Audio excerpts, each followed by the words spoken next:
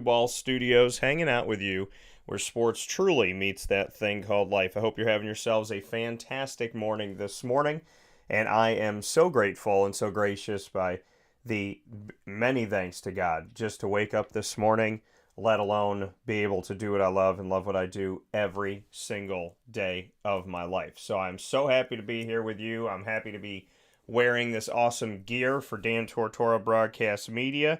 You see the microphone with the headset here, and if you look really closely, there's a DTBM on the microphone, which stands, of course, for Dan Tortora Broadcast Media. So welcome here into the show. Happy to be here with you every Monday through Friday from 9 a.m. to 11 a.m. Eastern Time inside of the Cafe Kubal Studios. And when I say here with you, I mean on YouTube.com, Facebook.com, and MixLR.com, all / Wake Up Call DT, as well as on Facebook.com / Live Now DT, and on WakeUpCallDT.com's homepage. So wherever you are, however you're tuning in, thank you so much for being here with us on Wake Up Call with Dan Tortora, where sports truly meets that thing called life. I can't thank you enough for being here with us every Monday through Friday on Wake Up Call with Dan Tortora, where sports meets life. I said the Cafe Kubal Studios, Cafe Kubal, bringing you so many great things. 3501 James Street, 324 West Water Street, 401 South Salina Street, all in Syracuse. On the corner of Route 11 and Taft Road at Sweetheart Corners as well, you'll find them. And that is in North Syracuse in their drive-through location, and on 343 Fayette Street in Manlius, New York. So, big shout out and a big thanks to Cafe Kubal for filling our cup up right here in the studio, and wherever you are, at work, at home, jogging, hanging out, doing your thing. When you're finished up, you're like, hey, you know what? I need some tea. I need some coffee. I want to relax. I got a meeting today. I'm going to go grab myself some coffee. Maybe you're going on a date. Maybe you're hanging out with mom and dad. Maybe you got a meeting. You're studying for school, something coming up. Maybe you have a meeting on a presentation you're doing. Have it all at Cafe Kubal today. With that being said, inside of MonPazPopcorn.com's What's Poppin', today's broadcast, awesome guests returning to the show. So happy to have both of these wonderful people back here on the show, as well as give you a love-inspired ingredients to success today to round out the show. You know that the ingredients to success comes to you at the end of every Tuesday broadcast around 10:50 a.m. Eastern Time today. We'll bring you a special Valentine's Day love-inspired ingredients to success, proudly presented by Avicolli's on the corner of Route 57 and Wetzel Road. Open Tuesday through Sunday for your lunch, dinner, and grab a drink pleasure. Obviously, always drink responsibly. And here on Wake Up Call with Dan Tortora, we thank Avicolli so very much for their incredible food, people, and everything they bring to the table. Coming up before that, Tammi Reiss is going to be joining me. Tammi, one of the best coaches out there in the college game, in my opinion. Her team is 21-3 right now. There's that 2-1-3. My grandfather and my number showing up together. 21-3 at the time that we're talking today, and the opportunity to hoist an A10 regular season championship trophy, getting that title in the regular season. So, very happy for Tammi Reiss and the University of Rhode Island Rams women's basketball team and the University of Rhode Island in general. Very much looking forward to sharing the screen with Tammi this morning. We're going to talk about a lot of different things. Of course, her team, recruiting good people and not just talent. We'll also get into the Super Bowl halftime shows because she has some thoughts on the Super Bowl. We'll talk about Rihanna. We'll talk about halftime shows in general. And we'll get into music because if you know Tammi and you know we're big music buffs. So we're going to get into that, and we're going to have some fun with that here this morning as well on Wake Up Call with Dan Tortora, where sports truly meets that thing called life. So very much looking forward to talking with Tammi about her team, about basketball in general, about Dawn Staley, and everything coming up here, including her thoughts on the Eagles versus the Chiefs, halftime shows, music, and so much more. We'll have some fun with Tammi as we always do. Dave Pasiak is going to be joining us at 10:15 a.m. Eastern Time. Dave coming to us from the NVU-Lyndon Hornets men's basketball program as their head coach of many years now. And Dave will be joining me to speak on his team, as well as being my analyst, as he always is, on the NBA current season, the NBA moves, all of those trades, a lot of trades going on, a very feisty season of trading, which I love. I love that there were actual trades. There's been some years where it's like, wow, this is super boring. There's nothing going on. So really cool to see some trades happening here. We're going to discuss those with Dave because I don't think anybody breaks it down better. So we'll be talking with him about that, and we'll get into LeBron James as well and where LeBron stands historically. So looking forward to a lot of great things coming up here where sports meets that thing called life, and cannot appreciate Dave and Tammi enough for joining me on today's show and joining me in general over the years. And then, like I said, the ingredients to success will come to you around 10:15 a.m. Eastern time this morning. So with that being said, it is time to take a step aside so that we can jump right into that conversation with Tammi Reiss, the head coach of the University of Rhode Island Rams women's basketball team. Conversations today covering so many topics. So make sure you're with us with Tammi, fantastic personality, Dave, fantastic mind and personality to that game. I cannot thank them both enough for their kindness, their generosity, their goodness, never forgetting about me, and always bringing really, really great conversations to the show. So if you know them, you know what they're about. If you don't know them, it's time to get to know them right after this fast break on Wake Up Call with Dan Tortora, where sports truly meets life from inside of the Cafe Kubal studios. Tammi Reiss coming up right after this here on Wake Up Call. Thanks for spending your morning with us wherever you are in the world.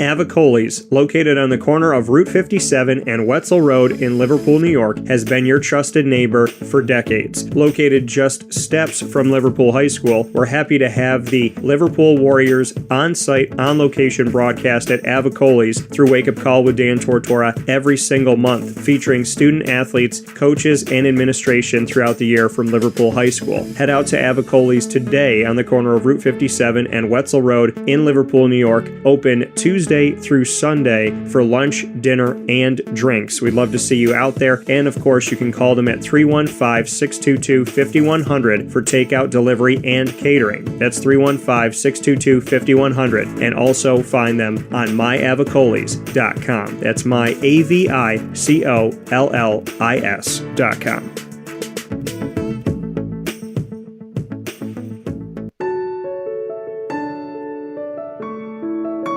Having peace of mind when you're out of town that your furry-loving friend is safe and sound means taking them to Canine Campground, because we all know that when it comes to the love of our pets, it goes well beyond the call of duty to make sure they're safe and sound. Right, Lily?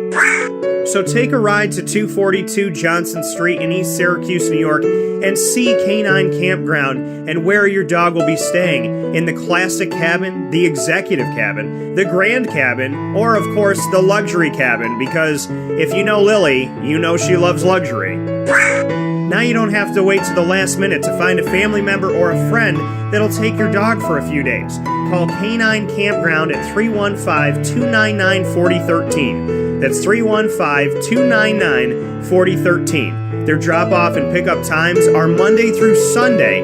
Check K9campground.com for more information. That's the letter K, the number 9, and campground spelled with a K.com. K9campground.com. When you're going out of town, bring your dog to Canine Campground.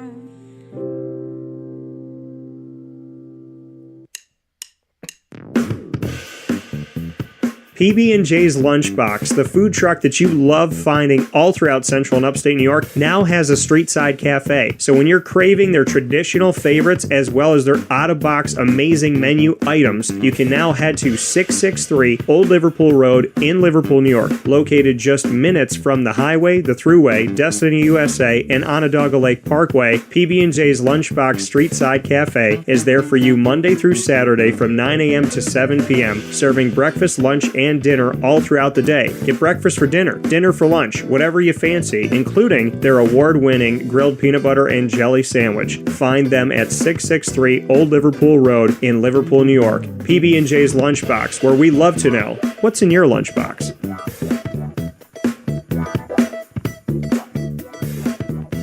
This is a special message from 317 at Montgomery restaurant owner Joel Carpenter. Open Tuesday through Saturday for your dining pleasure on 317 Montgomery Street in Syracuse, New York. We wanted to be a part of the resurgence of Syracuse. We saw a lot of money being put into bringing people back downtown and thought that, we'd like to be a part of that. I love putting together a good dish where people see it first, they fall in love with it, and then it tastes just as good as it looks. We want to provide the best food in Syracuse that we possibly can, and we want you to leave here talking to your family, your friends about what you had to eat first and foremost, but also our service, and to walk out feeling like you're part of our family. I work out in the front of the house a lot, and I love walking to every single table, asking them how everything is, and people looking at me and smiling and saying, this is the most amazing short rib I've ever had. This is the most amazing filet I've ever had. And Donna is great. Sarah's amazing. Thank you for coming over and talking to us. And then them just being truly happy for the experience that they've gotten. 317 at Montgomery Restaurant, part of the fabric of downtown Syracuse, located on 317 Montgomery Street in Syracuse, New York. Open Tuesday through Saturday for a unique and memorable dining experience.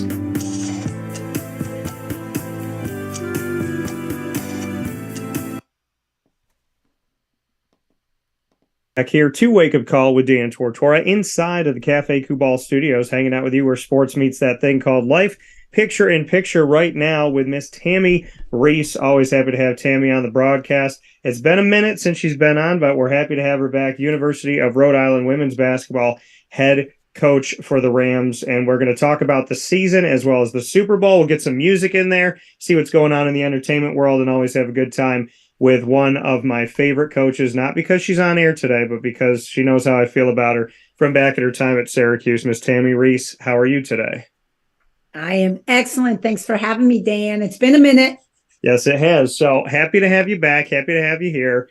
Bring me into the season. Let's discuss it from start to where we are right now. Where was this team coming in, and where have they evolved to, in your opinion, up to this point?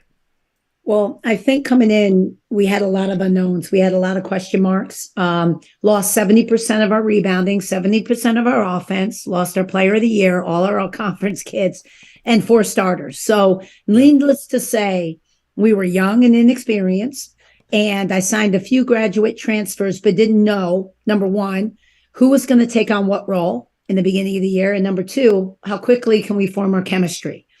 And so surprisingly, now they have far exceeded my expectations. I thought it was going to take a while, but right off the bat, we lost our first game of the season to Hartford at Harvard. And then after that, they really started to figure things out. And then by the time we hit conference, we had a lot of those unknowns answered. Who was our go-to? What roles they were defined, and how quickly this team gelled was unbelievable. The most unselfish team I've ever coached, including the Final Four Syracuse team. They don't care about the me. They really don't. And I think that's why we are now 12-0 in conference and undefeated, and have a huge matchup with the number 2 team, UMass, this Thursday. 4 games left in the season. And right now we're vying with UMass for a conference championship.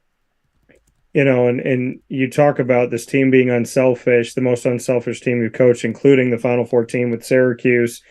And, you look at this record, 12-0 in the conference, like you mentioned, in the A10, 21-3 overall. The way that you described this season in the beginning was, right, that learning record, curve, 12-0 in the making conference, up like you for the mentioned, in people the that you had go out. Typically, when you have so many going out and you're trying to figure things out, we're not seeing 21-3. How has this team caught on so quickly?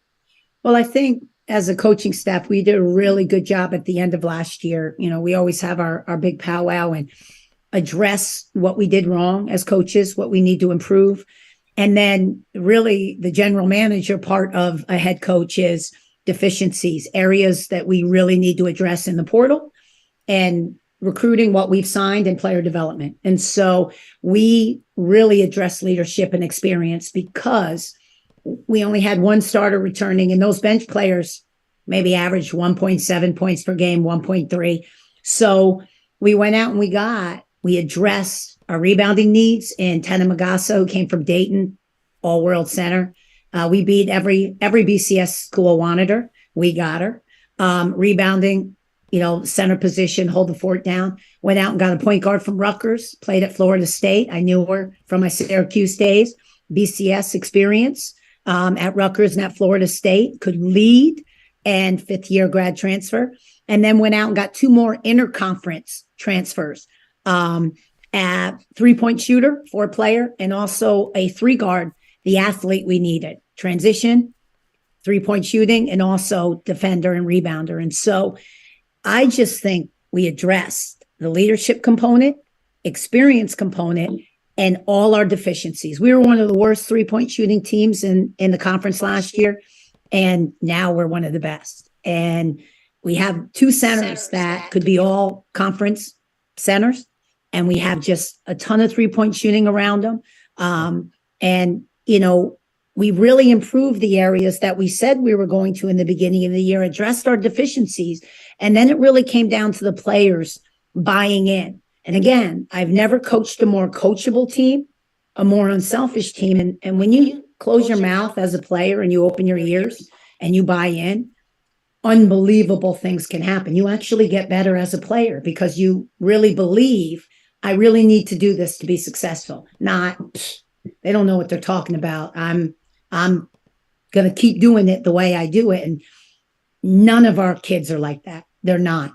And it's been an absolute dream. Whether we win another game or not this year, whether we win a championship or not, this group has just made it, for me, fun again to coach. I mean, really fun. And I know my staff feels the same way because we talk about it all the time. And so not only are we winning, we are having a hell of a fun time doing it. Well, Tammi, I would believe that it's very hard to not have fun around you, having been around you and gotten to know your personality. There's something to be said about the Tammi Reiss touch. And I know you're humble about it, but when you're recruiting and things are working out, when you're beating other schools to bring in these student athletes, there's something to be said about you. There's something to be said about your staff to say, here are our deficiencies. This is where we're going to get better. Vetting the process, finding those that are going to get you better, bringing them in, having those pieces fit the pieces you already have, and then having an unselfish team. So there's something to be said about you and your coaching staff's ability to not just find the talent, but to find those people with personal responsibility, with selflessness, and with a desire to work together. How do you see through from just sheer talent to talent that comes with the ability to know that I have people on the floor that I can trust and that are going to actually be responsible leaders themselves? Well, I think you brought up a good point, Dan, and you hit it on the head. It's the people that make places. It's the culture. It's recruiting the right people, not necessarily basketball players where I've made mistakes in the past. We go in that portal and you go after talent. And sometimes you don't really know that talent because you've got a month and a half to get to know them. And I don't know the family. I don't know the kid. And you bring them in and they don't fit your culture. And they could take you down very, very quickly. And we're very cognizant. We've made those mistakes. I'll get bit once. I won't get bit twice. This year, we only brought great people in. And we vetted the portal. It wasn't like we had my assistant coaches were going, we just had a Zoom with the kid, now the mother, now the father, now the family again. And I said, yes, because I am not missing on people anymore. And so that's number one. We recruit to our culture, which, if you know me, it's about good people. Just be a great person. Number two, we're very honest with them of what their role is going to be, of why we're bringing them here and what we can do for them. I do not lie to kids. I don't. So right from jump, there is no miscommunication. When they get here, they go, you didn't promise, and now they're unhappy. And the parents, the reason I Zoom with the parents, and this was a lot during COVID, it's the only way we could do it, is because I need them to hear it. Because it's not just the kid. Often there's miscommunication between the parents and their children. Everyone's on the same page. And so I can look them in the eye when times get tough, because they will. And I said, I told you this is how we are. Yeah. Am I not being clear with you? And so they never feel that I'm using them. I've lied to them. And right from jump, our relationship is based on trust and good communication. And so when you recruit good people to a good culture, everyone's on the same page, very rarely can things go wrong. And if they do, it's just the kid ends up, the player, the young woman ends up wanting a little more. Or you want a little more, but you're still on the same page and you're happy for each other if you need to move on. I'm fine with that. But I think that's how we're so successful this year. We didn't make a mistake in recruiting. We didn't make a mistake in the portal, because I think we've done that in the past and it's actually hurt us. And I will not sacrifice our culture for wins. I won't, not anymore, because happiness is too important to me. I cannot coach, still get a win and be miserable. I do not want to live my life that way. Tammi, it's like we said, it's been a minute since we talked, but every time I talk to you, I get that there's people that you talk to and you feel it, right? You feel that. When you're talking about these things that you care about, I feel the difference between a coach telling me something and a coach saying, this is me, Dan. This is who I am. I love how passionate you are and how candid you are about saying, I will not win another game and be miserable after. I can't live like that. Because so many coaches are looking to win, looking to get that money, looking to get that notoriety, keep that job, be on the top of the mountain by any means necessary. Why are you not a by any means necessary person? I think because I'm older and I've done that and I've made those mistakes. And you'll realize as you get older, I'm no spring chicken. I made so many mistakes in my 20s and 30s, and I'm just older now. I know what makes me happy. When I was young, I'd do anything. For money, for status, for titles, thinking bigger is always better. And when you get things and you think that's going to make you happy and it doesn't, you learn from experiences. And the people would tell me that. And my young self, I know, whatever. Now I know what they were talking about. I just didn't take their advice. I had to go through it when I was young. And so I know what makes me happy. And it's so funny because I thought money would make the world go round when I was younger. Just wanted money and cars and status, and it didn't. It didn't. And so that's what I think I can rest what my morals are and my value system is based off of the life I've lived thus far. And being an older coach, I'm very fortunate that I've had room as an assistant to make mistakes, as a young adult to make mistakes. And that's, I think I just pull from that and my experience. And it's the reason I stayed at Rhode Island. Nobody, not one AD, not one board of trustees, not one committee made me feel the way my AD made me feel. And if anyone knew me, and that's how I knew, if they took the time, when Thor hired me here, he took his time. We talked, and I mean talked. He got to know who I was. He knew what was important to me. Not, oh, I'm from so-and-so school. You'll just come to, no, I won't. Yeah. I don't even know you. I'm going to move my whole life for a name on a school. Are you crazy? And so Thor, because of our relationship, knew what was important to me and what I valued, and no one could touch that. And no one made me feel more wanted than that man. And so for me, he knew, like you knew, relationships are everything.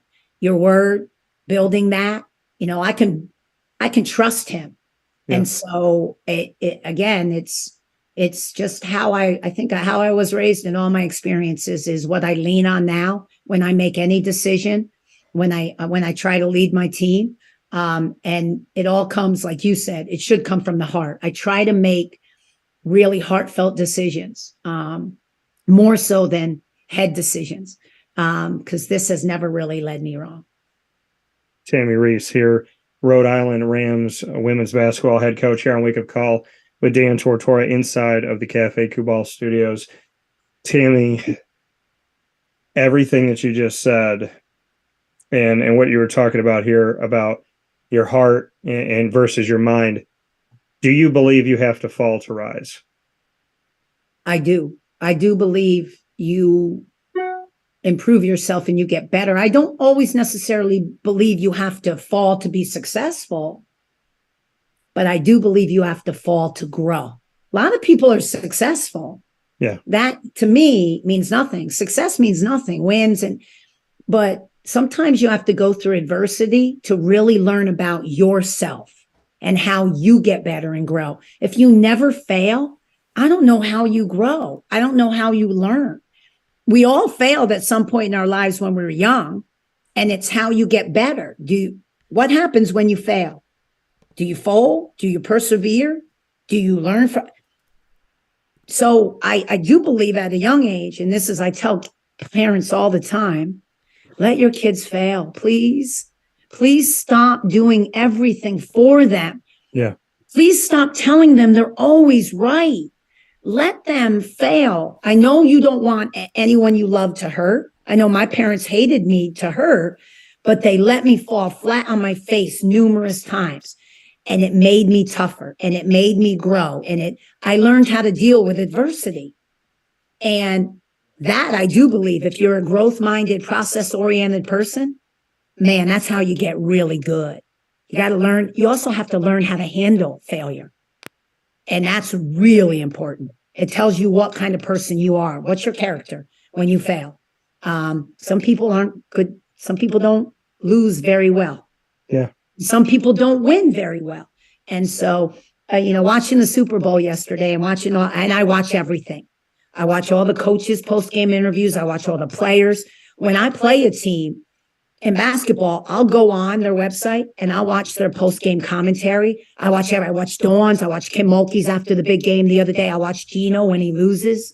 Watching those Philadelphia Eagles, the coach, the player who got the penalty call, Jalen Hurts, I couldn't be any more proud of how they handled that loss. Everyone wants to blame all the fans, and how gracious they were, and how they took it as a growth. We're going to grow from this. And they handled that adversity. Now, every parent should watch that. All those dads that are tweeting, the refs blew the game, that's exactly what you're going to let your kid do. Yeah. And watch how they handled that loss. It's why they're some of the best in the business, because they realize, without emotion taken out of it, this is a growth opportunity. Listen, it wasn't one play. There's a million plays that why we lost that game. Our defense couldn't get off the field. We couldn't get a stop. It wasn't that one play. Things like that, how they handle that. They're going to be in the Super Bowl again. They're going to win one because of how they handle and grow from this adversity. And so I just truly believe in that. You got to let people fail, let them grow. And that's truly how I think you become great. You brought up a great point. Eagles cornerback James Bradbury admitted, he said, I fouled him. I grabbed him. I did it. I did it. I thought they might let it go, but that was on me. And how many times have you watched a game and watched anything in life where somebody made a mistake and said, I go on. I've said this about Geno Smith this year. I said, I love the fact that Geno Smith made me eat my words. I said he would be a good receiver in the NFL. Ha, ha, ha. And not, but I was just kind of like joking around when he played Syracuse. I was like, okay, I don't see him as a quarterback in the NFL. And here he is as the comeback player of the year. He was my comeback player of the year. And I said from the beginning of the season, Geno is proving me wrong, and I love it every day. I love it. I have no problem telling people I'm wrong, because telling people I'm wrong, that's growth. Number one, there's about maybe 1% of the world will actually say, I'm sorry, I made a mistake, I was wrong. I've worked for news outlets that said, you got it. They said, it doesn't matter if you're wrong, if you lie, if you ruin someone's life, if you hurt people, as long as you're first. And we will never have a retraction. And I couldn't live like that. I'm the type of person that comes on the air and I say, hey, when I get my flowers, give me my flowers. Toronto Raptors fan telling me that the Raptors would never win a championship. Why do you like a team in Canada? You're an idiot. You're an American. And I'm still waiting for apology letters and chocolates and roses at my doorstep. You know who you are.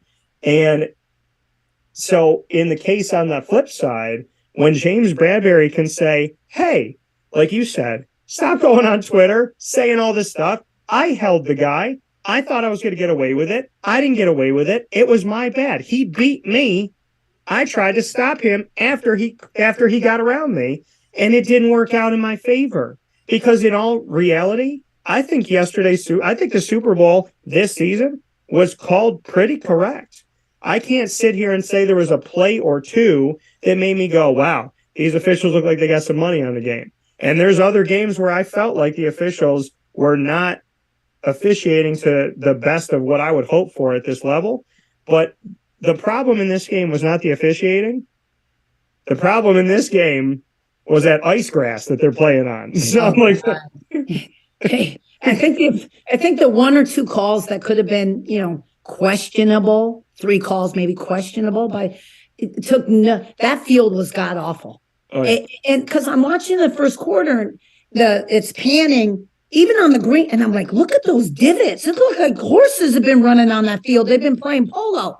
Like, that field was god awful for a Super Bowl, and that should never happen. The safety of the guys, like how slippery it was. Like, come on, man. I had a problem with that. Like, I'm like, this is crazy. God, a kicker could have slipped on who puts a logo and paints the middle of the field like that? He could have ripped his ankle, and it looks like he did. But I commend, and did I think he held him and let go early enough that I don't think that guy was going to catch that ball anyway.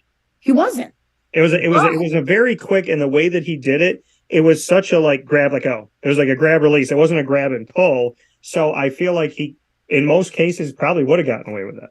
Yeah, and he should have said, I didn't really grab him within the first 5 yards. I let go of him. The ball was uncatchable. He didn't say that. No. He said, listen, I did tug on his jersey, and it's up to the official to call it or not, but I gave him the opportunity to do it. And that's what he did, and so I commend them. I've lost a national championship game on a call from an official. And when you're that heated as a player, for them to be that calm and that, I thought it was first class, Philly first class, where a lot of people say their fans aren't always first class. That organization, those young men, they're first class. And I really, really, I was astounded by their post-game interviews. I really was. And it was a great game. You know what I would have said? I didn't wish it ended. I did not want it to end. The stadium went like this. It took everything out of the game. And I was like, a layup. That was a layup field goal. That was such a layup. And so it ruined it for me. Like, I was all excited. And then all of a sudden it was like, all right, well, oh, damn. And then that was it. And I felt like the ending it was too good of a game to end like that. As a fan, that's how I felt. I wanted it to end on some big play or, either defensively or offensively, put it in overtime. You know what I would have said as a joke? Because I would have said the truth. But as a joke, I would have been like, yeah, I grabbed him. Then I was like, I tried to stand up. This was a slippery field. I would have said I grabbed him just to keep myself up. Yeah. As a joke. But I wish they would have got a stop and then they got the ball back and see if they could come down. That's what I wish. But, make it really, really great Super Bowl. But it still was a great Super Bowl. It really was. Take nothing away from the Chiefs. And I love me some Patrick Mahomes. So Yeah, I mean, and you know what I said? And I don't know if you have this spray in college basketball. If you do, you don't have to say anything. You could just wink or something. But there's that spray that they have in the World Cup and in soccer where someone's leg is like broken, bones shooting out the leg. They go over and they spritz him with a little water bottle. His leg heals and he runs like a gazelle. And I'm like, Pat Mahomes, right before he got hit, my dad was sitting right to my right, and right before he got hit, my head went, how's he going to be when he gets hit for the first time? Like when he finally gets hit, is he going to be okay? Is he going to get re-injured? I thought that right before the play happened. Then he went down. Then I was like, oh, look at him. And my dad goes, here we go. And then he jogs off the field and comes back on. And just like he did against Cincinnati and just like he did against Jacksonville, my Jaguars, he didn't just beat you. He beat you by running with a high ankle sprain that he continues to re-injure, but still, well, all of it, he'll like be injured and 15 minutes later, he's running better than anybody else who's in perfect shape and perfect health. I don't understand Pat Mahomes, but I think we might be watching one of the greatest quarterbacks to ever live, and wait on it. Maybe he can be the best.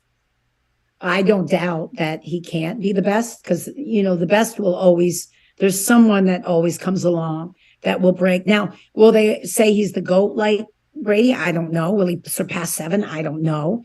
No one thought anyone would catch Kareem Abdul-Jabbar. Now, I'm not saying he's the best, but LeBron statistically has had the best career. Statistically as a player. He's not the GOAT. Michael Jordan's the GOAT. He's the best player. But LeBron. So yeah. I too, but they have something. Yeah. I remember watching the Lakers versus the Detroit Pistons, and Isaiah Thomas goes down, and his ankle was ripped. It was this big. He couldn't even walk. Goes in the locker room. There's something. Now, you watch football movies. You watch different movies. Shoot it up. I'm not saying they did that. I don't know. But why do all these movies say they get injured? I don't want to feel it. Can he go? Shoot it up. I don't know what they do. Suddenly he doesn't even look like he's injured at all. At all. Yeah. I don't know what they do. They got some magic dust back there. They got that magic Windex from, that they spray on it and it makes it feel better. I don't know exactly what they do when they're injured in football or basketball. I know what we do when they're injured. We try to tape and see if they go. If they can't, we don't give them magic fairy dust. We don't do anything to re-injure a player. We in college, and I know as a coach, I would never ask one of my players to do that. Now I don't know what they do in pro sports. I don't. So I can't. But he didn't. He came out and he gutted that out, man. And that was an unbelievable performance. And he did it on a bum leg, which made it even better. And I said, in comparison, we were talking about it on yesterday's broadcast. Brendan Murphy and I were speaking about it, and we brought up Aaron Rodgers playing on one leg. We brought up Tony Romo with the punctured lung from the cracked rib, and then there was the Mike White with the Jets where he injured himself as well. His ribs, injured himself multiple times and continued to come back into the game. So, I mean, it is miraculous. And every time I watch Pat Mahomes, I feel like he does something. And then he's like the nicest guy. And I don't know if and you said you listened to the postgame, so you probably heard this. But he said something I don't know if I've ever heard anybody say in almost 20 years of broadcasting. He was doing the interview and he said, we're going to celebrate. And he looked at the camera and he said, the right way. And it was almost like, don't worry, Mom, we're not going to get too crazy. And I was like, man, this guy makes me feel like if I had a daughter, I'd be like, I'm a little nervous. And he's like, don't worry, Dan, we're going to celebrate the right way. And I'm all right. You know what? You could take her a half an hour later. Like, he just seems like somebody you don't have to worry about. And he's just different. You give him all this money. You give Aaron Rodgers all this money. Aaron Rodgers is out here being a diva, getting psychedelic hallucinations in the middle of a cabin. And here's Pat Mahomes winning a Super Bowl. So. Yeah, to each their own. Everyone's different, but you do. He just seems like he's a family man. He's got beautiful kids. He has a beautiful wife now, but he's just humble, down to earth. He's not lost his mind. The GOAT status has not hit him yet. Yeah. And I say this all the time. I like people who never change. They still run with the same crowd that they ran with, and they try to uplift their people. Yeah. They don't forget their people and run with the upper echelon status now. And Patrick Mahomes seems like that guy, that it doesn't matter how much money I have. It doesn't matter how many rings, my status. I'm just me, and I'm never going to change. And those are the type of people I love. You know, you watch some of these other people just lose their mind. You go, who are you? Yeah. What happened to you? And he doesn't seem like one of them. So I admire that about him too. Humble, just nice young man. Yeah, Tom Brady got a new face. So I mean, it's just a little bit, you know, and that's how I feel. Somebody said that to me years ago. It was someone who really didn't know me. And she was like, when you get $1 million, watch you change. I said, I'm not going to change. She said, why? I said, because if I forget who I am when that day happens, then I'm going to forget everything that got me there. And if I forget everything that got me there, I'm not going to enjoy it. I'm not going to appreciate it. And if I'm not Dan Tortora on the top of the mountain and I become somebody else, then I got to go back down to that mountain and start all over again, because I don't want to win anything if I'm not me. And the first thing I think of is taking care of my people. I tell people that, I tell my friends all the time. I say, if I'm going out and I'm doing stand-up comedy, we start touring someday, y'all are going to be in the front row. I hope y'all are cool with it. I'll pay you to go on the road with me. You don't have to worry about your job, but we're all going, because that's what life is supposed to be. You're supposed to take care of that real good, no yes men inner circle that loves you, tells you when you're wrong, tells you when you're right, loves you up both times. You got those people, and there's a reason why you come back to the same people. Tammi, I'm the type of person where you and I have interacted, and we already know, and you knew me in a way that I didn't know you could know me that quick, but we interact so well and did Reese's Pieces and so many things because we get each other.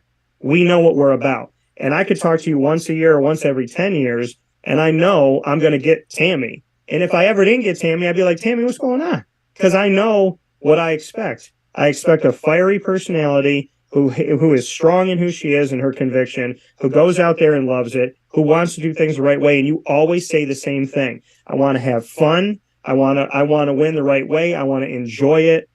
You know, there's coaches and there's you, and you are in a special place. And I love that. And I just hope as you continue to rise up this mountain, you don't forget about little old me over here, is what I'm thinking. I'll never forget about little old you. It's the other 58 things they make me do now. I'm like, I don't even know these, but who do I have to talk to? Yeah. Like, I'm like, what? It's funny, but you know, so many things. Like you coach, and people think you just, you know, they see you in the games 2 hours a day, and it's the other 20 hours. Like, you're like, I got to do scouts, I got to do recruiting, I got to do all these interviews. And it's funny, when I first got here, I had all the time in the world for you, right? I'm like, because they were god awful. No one wanted to talk to me. And now it's like, I'm doing interviews 3 a day, 4 a day. People like, can you come speak? Can you do this appearance? I'm like, I can't, I'm in the season. I wish I could. I've never been so busy in my life outside of coaching. And that comes with the job.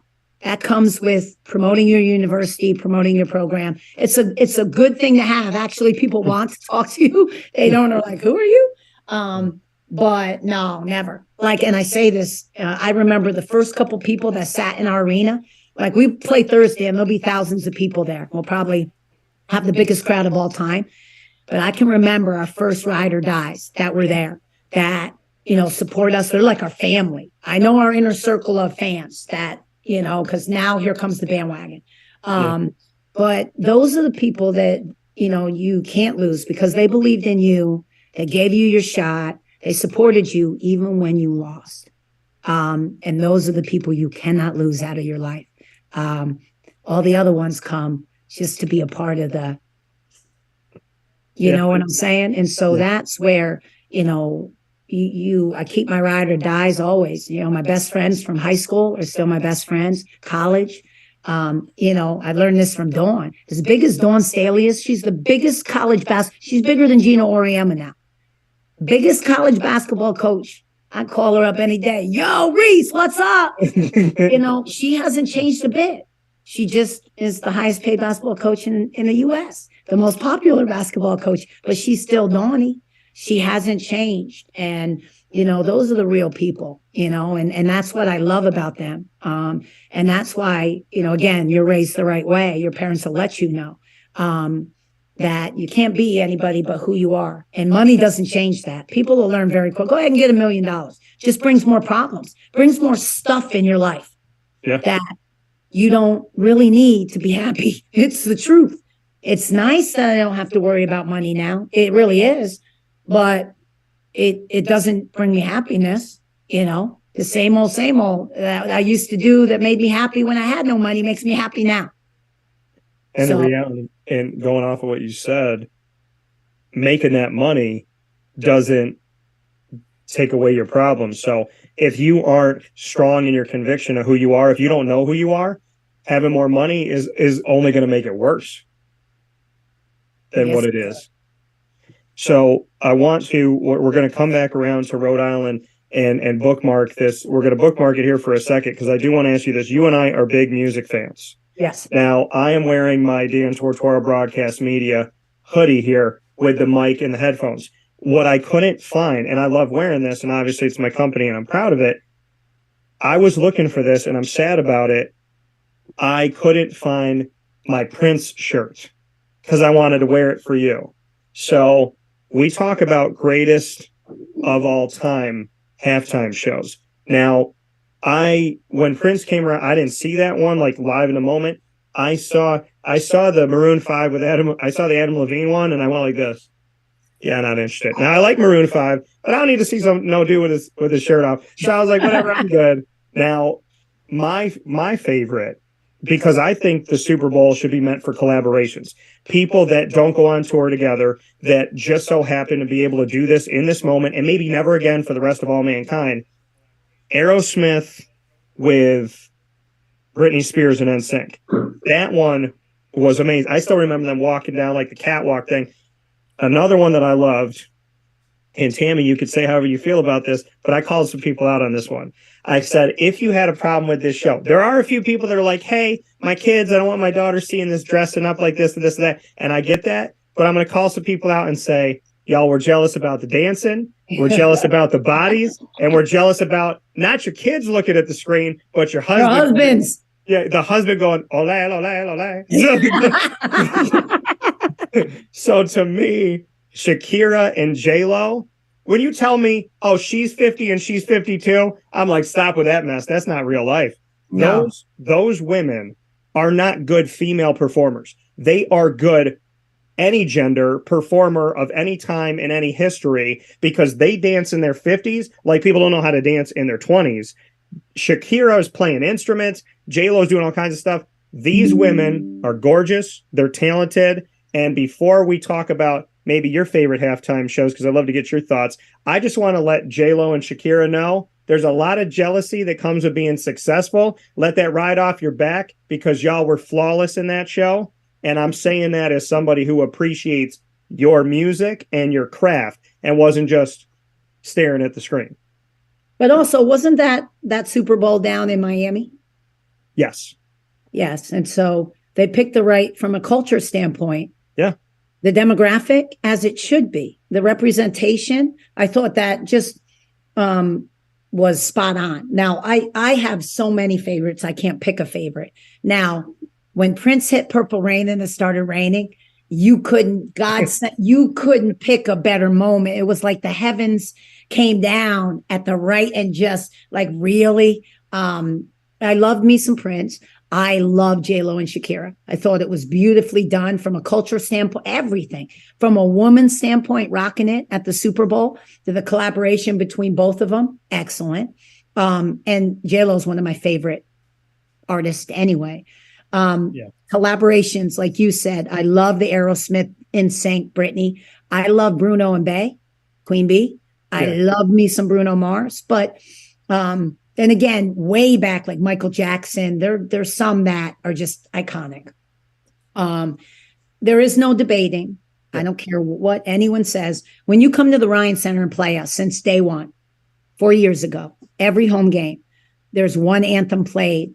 The actual videos played from the Super Bowl, because I believe it's the number one anthem. It's the only one to go number one on the pop charts, record sales. When you hit number one on Billboard, a national anthem, that's the best to ever do it. And so Whitney Houston is played before every one of our game. And I actually play the video of that Super Bowl performance. And the visiting team, they're all locked on the video like this. And then after they're like, because some of the kids have never seen it. Yeah. And so that for me is the best anthem that was ever done. And then performances again. I've loved them all. Very rarely, like, again, some, I won't say it's a bad performance, but it's maybe not my favorite group. Like Maroon 5 was on. I like Adam Levine. He's got some great pop songs. They're not my favorite group, but I can't say, oh God, that was an awful performance. No, because a lot of people are fans of Maroon 5. That's like if you put Coldplay on. Coldplay was with Bey and Bruno. I'm not the biggest Coldplay fan. There's millions of people that are. But I respect, I'm just not that big a fan of certain artists, but I wouldn't say it's horrific. Like people were actually going, oh my God, that wasn't her aesthetically last night. That was incredible aesthetically. Yeah. Those platforms and now she has how many hits? Like you may not like R&B and pop. You may not like it. And a little bit of reggaeton in there. That's not your genre. But you can't say it was an awful performance. It was hit after hit. It was slammer after slammer. Yeah. So I loved it last night because I'm a huge Riri fan. Now she was pregnant, so you're not going to get the same Riri that you normally get. She normally tears it up. She's a better dancer than Beyonce. There's no question. It's like Sierra's a better dancer than Beyonce. J-Lo's a better. Beyonce shakes it.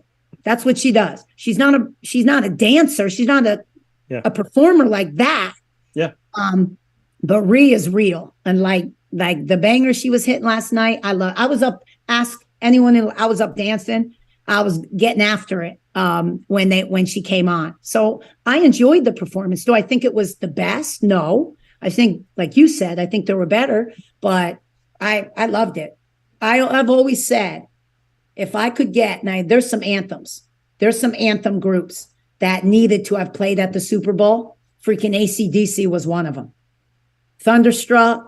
Come on. You put them with like an Aerosmith and you bang it.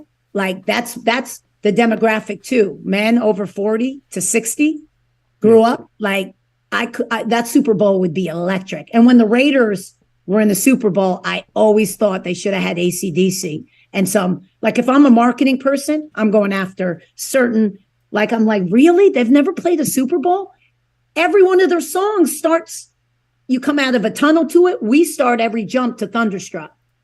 But it's funny. I don't know who does the halftime shows, but I'm like, they've missed out on a lot of great groups that should have performed at the halftime show. And I would have done them together. Like I would have had like Boys to Men and Aerosmith. Like let me intertwine that. Let me put that R&B and that rock. Let me hit you with some like Phil Collins that's working with like Bruno, and then bring in Kendrick Lamar with Phil Collins. And people be like, whoever thought about this? We did. But the only thing, and it's funny, I was listening to a show this morning and on Sirius XM, and it was so funny to me because the guy was like, Rihanna was good, but I wish she had Drake or she had Jay-Z because she was sampling the music. You thought they were to come out. I said the exact same thing on the show Monday morning. Is like when I heard, because I know that Drake song and I know those Drake lyrics. So as soon as I heard it, I'm like looking for the camera to pan, and I'm like, bring him out for a minute. And it was one of my bets going in. Rhea could have had Drake and Eminem. She could have had both because she's with both. But and again, it has to work out with collaboratively. But the Super Bowl before it, when they had Snoop, Dre. I was like, yo, like that was slamming for me. And people don't like rap. I get it. But for certain genre, we loved it. Like I was off the chain. The Grammys, did you watch the last Grammys? I didn't. No, I did not watch it. You should have seen the Ode to Hip Hop, 50 years, starting from the first hip hop group all the way through current. And they were all there. They couldn't even fit everyone. LL Cool J apologized. But the Ode for 50 years, it was off the chain. And like when the old school people came out, it was incredible. And then the new kids came out, like the current ones, and it took all the air out of the room. Like y'all don't even know what it used to be like. But back like in the day when everybody had a name and it wasn't Lil something, Lil this, Lil that, Lil baby, little. You're like, and you all sound the same. No one has a flow or a style. Like when you knew Slick Rick, you knew, Kumo D, you knew Run DMC, Beasties, Eminem, Big Papa. You knew them all. Jay-Z, they had a flow in it. I can't tell you the 28 littles from each other. I couldn't tell you. I can't. They sound the same. And I like Rick Ross and I like Biggie, but I said, can people finally admit the fact that Rick Ross's thing that he does, that's a Biggie. That's Biggie. And so I was like, it's either Biggie or both of them were just struggling to breathe. I don't know. It could be that. I give it to that because they did struggle to breathe a little bit. But Ross is like, I mean, there's certain ones where you take them out and it's like, yeah, but that's the thing. I mean, we just hit on it back, and I'm going to go back and watch it. I don't watch the Grammys, not because I was like, whatever. I was just kind of relaxing and I've been under the weather in general, but I'll go back and watch that part because to me, that's something that you and I appreciate. 50 years ahead, of course I'm going to watch that, but I'm looking for I'm looking for like Diddy. I'm looking for Mace. I'm looking for, Lil Kim. I'm looking for Queen Bee. I'm looking for Mary J. Blige. Like I'm looking for all of the things that make, because you and I understand that we were well over spoiled. And now I think it's funny what you said, the air went out of the room, because I could see them all up there doing the thing, and then the new kids come up and Dr. Dre's like, well, the whole room stopped dancing. And I mean, then Missy came out and then all of a sudden these two new artists came out and they were going crazy. And then everyone was like this. And even I'm on the couch. I stood up, I'm dancing. And all of a sudden I'm like, what the hell is this? Like over synthesized. Because it's not music anymore. It's not music. You can't even dance to it. The R&B's gone. The hip hop's gone. It's just the flavor's gone. And it was funny. But no, it's just, and again, I love collaborations. And then one of the best they were paying homage to Christy McVie from Fleetwood Mac. When you had Fleetwood Mac there playing this instrument, I think you had Sheryl Crow playing the piano singing, and you had Bonnie Raitt, and she was singing and it was haunting, beautiful. And the collaboration, and Grammys is notorious for taking two artists, and sticking them together. And they did it all night long and it was amazing. But things like that where you go, oh my God, what is Justin Timberlake doing with Chris Stapleton at the CMAs back when they sang Tennessee Whiskey? And that was one of the best performances of all time. And the Country Music Awards does that a lot with Pink and Keith Urban. And so you get some of your greatest musical performances when you take two people that put them together and you go, oh my God, they're talented. But you would love the Grammys ode to 50 years of hip hop. You'd love it. God, Your Mama and Me, Backstreet Boys and Florida Georgia Line. Yes. And I was listening to the song and I go, this is Backstreet. And I was like, this is Backstreet Boys. This is clearly them.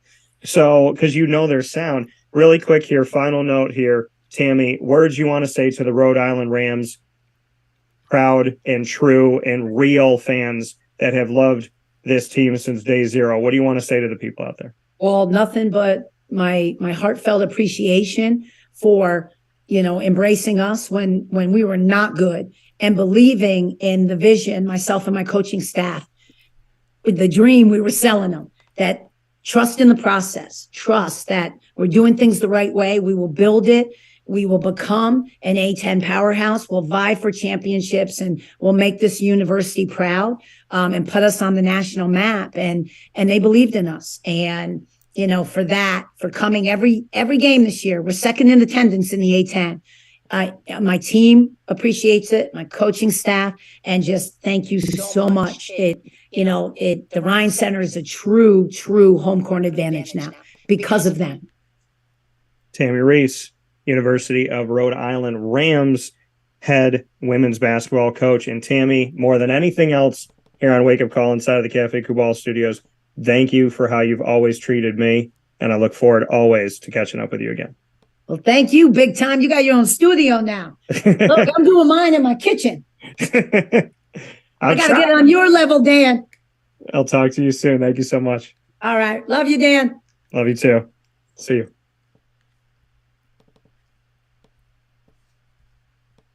Carvel DeWitt, it's what happy tastes like. Do you know why? Because we make ice cream. Creamy, rich, flavorful ice cream. Not yogurt or iced milk like some of our competitors. Ice cream.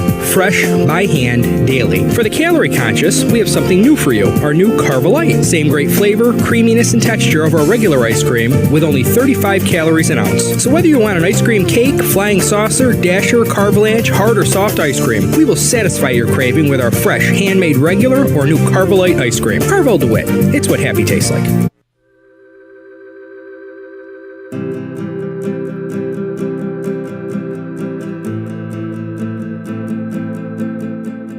Cafe Cabal offers same-day local delivery of our products, offering no delivery charge for Onondaga County. Shop cafecabal.com for fresh roasted coffee beans, cold brew, travel mugs, and all your essential Cafe Cabal needs. Cafe Cabal, coffee for the soul.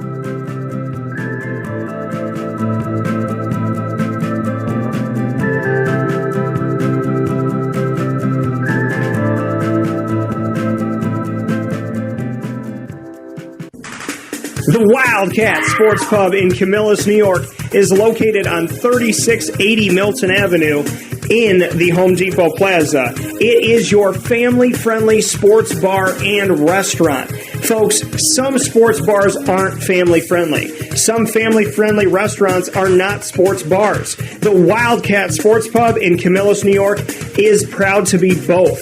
It is that marriage that you've been looking for years. The Wildcat Sports Pub is your home base for your sports bar and restaurant needs, games for the kids, indoor and outdoor activities, and enough things on the menu to come back every single week and get to try something new. They're open Sundays from noon to 8 p.m., Monday through Wednesday, 11 a.m. to 11 p.m., and Thursday through Saturday from 11 a.m. to midnight. For reservations and party information, call 315-487-2222 for the Wildcat family-friendly sports pub and restaurant.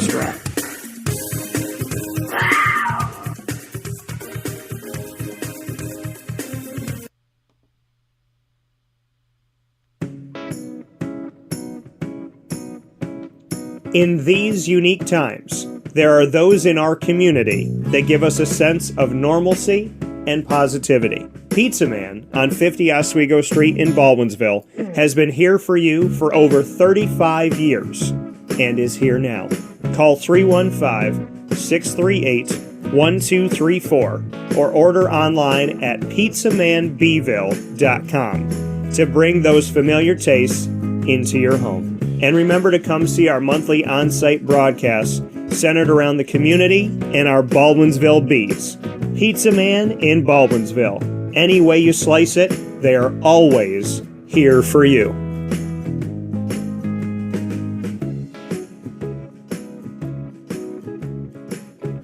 This is Jimmer Sikowski, owner-operator of Chick-fil-A Cicero, 7916 Brewerton Road in Cicero, right in front of the Home Depot. I had a deep feeling that God wanted me to do something bigger with my life and to help people, help others. I kept putting Chick-fil-A in my life, and I realized as I was going through the franchise selection process that positively impacting the lives of others was really core to what we do here at Chick-fil-A. First of all, it starts with the food. The food is brought in fresh daily. We bring in local produce. We prepare to order in the kitchen. We hand bread our chicken. We hand spin our milkshakes. It's great food. It doesn't taste like fast food.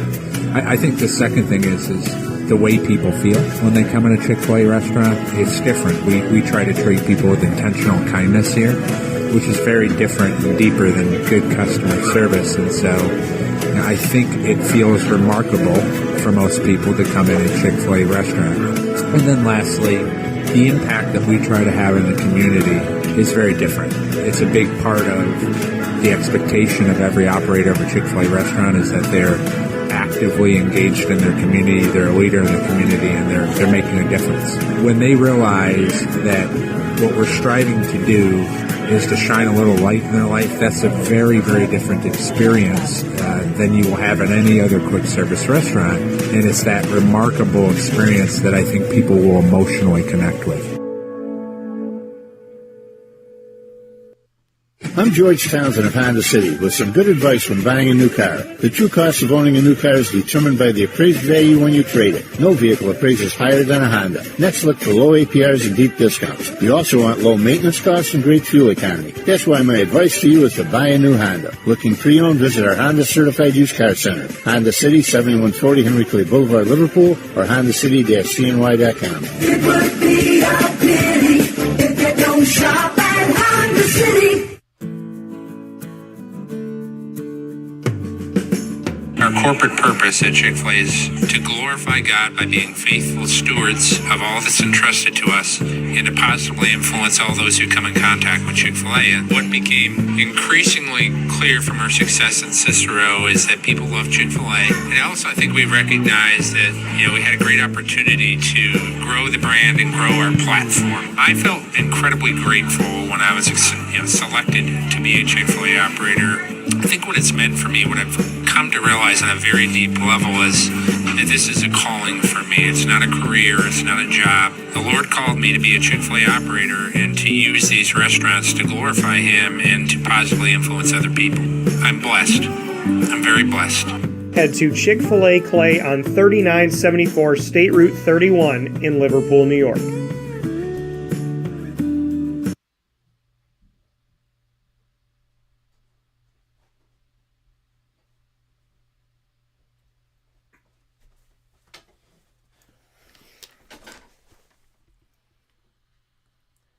Welcome back here to Wake Up Call with Dan Tortora inside of the Cafe Kubal studios, hanging out with you where sports truly meets that thing called life. Hope you're having yourselves a fantastic morning this morning and enjoying life to its fullest. Appreciate you being here, as always, inside of these Cafe Kubal studios. Cafe Kubal located on 3501 James Street, 324 West Water Street, 401 South Salina Street, all in Syracuse.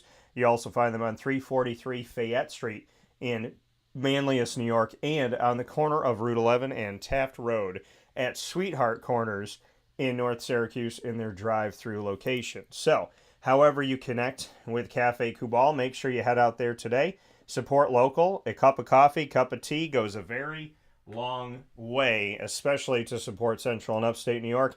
And here on Wake Up Call, we fill our cups up right with those awesome teas and chais I love so very much that are great for me from the wonderful, wonderful people at Cafe Kubal, led by Matt Goddard. Big shout out to all of them and much love as always. And the tea that I just got, I think it was ginger lime with some honey, some fresh honey in there. Fantastic. So big shout out to Cafe Kubal for filling our cups up right every single day of the week. Coming up here in just a few minutes, we're going to be joined by our second guest of the day, Dave Pasiak. And I want to, before that happens, thank Tammi Reiss again. Anybody who knows Tammi, anybody who's been around Tammi, she's a special person. And, her and I, like we talked about, it's been a minute since we've been on the show together. And we've done a segment in the past that was more, consistent, called Reese's Pieces. And we got to talk about a lot of different things, talk about movies and music and of course, basketball and just a bunch of different topics. And it was so great to have her back on the show. So generous with her time. Really had an amazing time with Tammi and appreciate her as always. And love you right back, Tammi. So thank you for all your kindness and your goodness to me always, and just being a good person and being so candid and so open and so real about your journey and your life and the knowledge and wisdom you've gained. I really can't thank you enough, speaking out here to Tammi. So appreciate her so very, very much. Dave Pasiak, another good friend of mine, he's going to be joining me on the show in just a few minutes. And we're going to talk about so many different things. His team, he's the head coach with the NVU-Lyndon Hornets men's basketball team in Vermont. We're going to talk about that. We're going to discuss what's been going on in his neck of the woods. And of course, we're going to get into, because he's been a fantastic analyst of the sport of basketball in general. We'll talk about LeBron James. We'll talk about the NBA season as it stands right now. We'll talk about the NBA trades that happened as well. So we got a lot of things to get into with Mr. Pasiak, and I'm very excited for the opportunity to be able to do that with him once again. Always love having Dave on the show. So very, very excited for you to hear from Dave in just about a minute here. He'll be joining the show. So a lot of great stuff coming up where sports meets life. And, we'll talk about, like I said, his Lyndon Hornets, and then we'll get into the NBA and everything going on in the NBA. He's a LeBron fan, so of course we'll talk about LeBron, and we'll get some thoughts on his take now that LeBron is the all-time career scoring leader for the entire NBA. So with that being said, we thank you for being here with us on Facebook.com, YouTube.com, and MixLR.com, all /WakeUpCallDT, and of course on Facebook.com /LiveNowDT, and on Facebook.com on WakeUpCallDT.com as well. So however you're tuning into the show, we thank you so much for being with us here on Wake Up Call with Dan Tortora, where sports truly meets that thing called life. So with that being said, it is my great honor and my great privilege to have Dave Pasiak be rejoining us here on Wake Up Call with Dan Tortora, where sports meets life. Always, always great to have Dave on the show, and cannot thank him enough for his time over the years. He's been with me since I came back to Syracuse, has been a part of the show. So he's a blessing. It's always an honor. Good friend, awesome coach, great analyst in the game, and it's been way too long. So I am very happy, proud, and humbled by the fact that I get to say once again on the broadcast, what's up, Mr. Pasiak, and how are we doing this morning? I'm doing well, Dan. It's been a minute, huh? It's been a while, man, and I'm happy to have you here, happy to have you back. And I figured I had to wait until LeBron did something huge, because you're a big old LeBron fan. So now that he's the all-time leading scorer in the history of the NBA, passing Kareem Abdul-Jabbar, and we look at the numbers right now. I mean, Kareem's number that he had, some people thought would never be touched, 38,387. And behind Kareem Abdul-Jabbar, Karl Malone, Kobe Bryant, Michael Jordan, Dirk Nowitzki, Wilt Chamberlain, Shaquille O'Neal, Carmelo Anthony, and Moses Malone are the top 10 right there. Some people not knowing that Shaq is in there, that Carmelo's in there, and the likes of Karl Malone being in the top 3. So let's start with LeBron. Your take on the fact that King James is now the king of points in the history of the National Basketball Association. Well, I think it's a tribute, obviously, both to really how good a player he's been and for how long a period of time.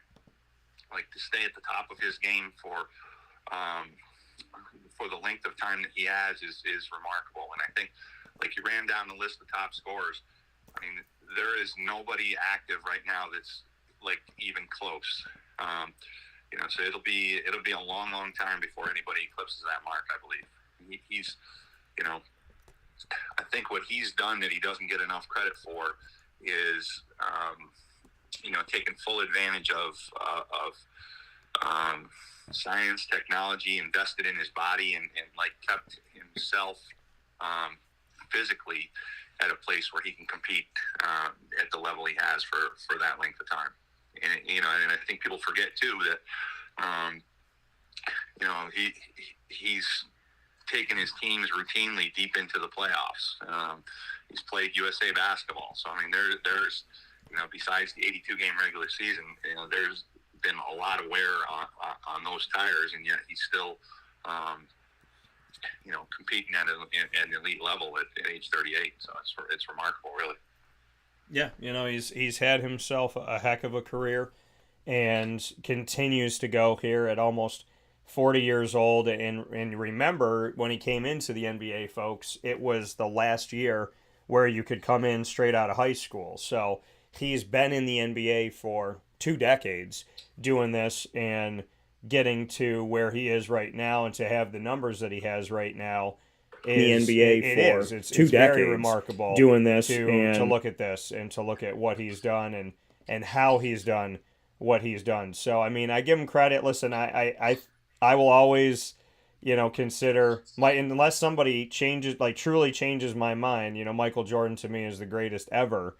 But I'm gonna give flowers where they're due, and there are definitely some flowers due to King James for being the leading scorer all time and passing Kareem Abdul-Jabbar and just showcasing 20 years of greatness and the fact that very few people have been able to stop and or contain LeBron James. I mean, he has played at a level that very few can rival. So I think he definitely deserves the credit. And like I said, for me, am I always a fan of the attitude, of sometimes the selfishness, of some things he said in post game where it seems like it's all about him? I'm not a fan of that, but am I a fan of the fact that we're watching greatness in the NBA? I mean, it's true. And like him or don't like him, LeBron James is one tremendous scorer. And when I look at this list, not even LeBron, but to look at Carmelo Anthony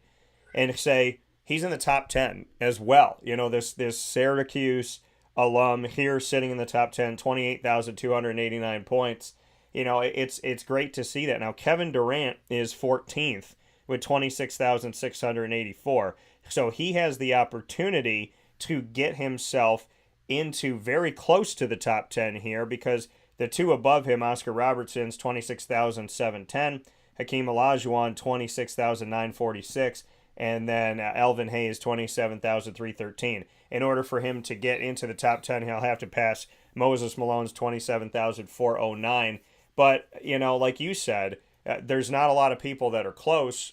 What are your thoughts on the fact that Kevin Durant is in the top 14 here? He's in Phoenix, so I guess that kind of brings us in perfectly to the millions of trades that seemingly happen this year, which made it fun because it's been boring for, a few of these recent years.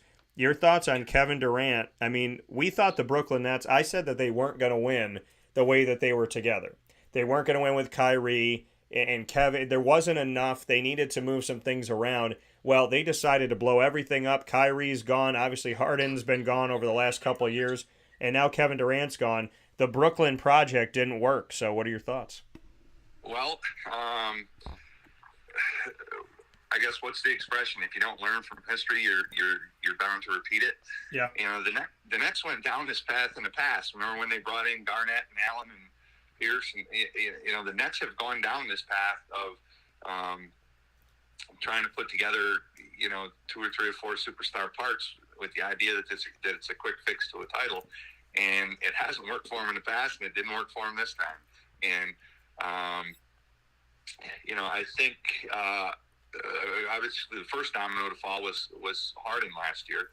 And then Kyrie, I think Kyrie's always a buyer beware situation because, he's such a volatile, great player, but such a volatile personality and influence and everything.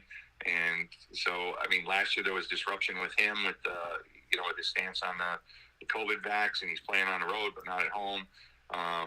Then this year he wants out, and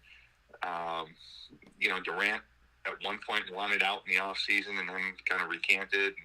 So I think once they kind of dismantled that core this go around, I think then it was a matter of let's see what we can get for Durant and try to leverage that into retooling a little bit. Yeah, and you look at what was given up for Kevin Durant, and I want to go into that first because this was, to me, you are mortgaging your future for a very long time. We look at this now. They said, it could have been a 2-team deal. Then maybe it's going to be 3. It ended up being 4 teams. The Suns got Kevin Durant, T.J. Warren.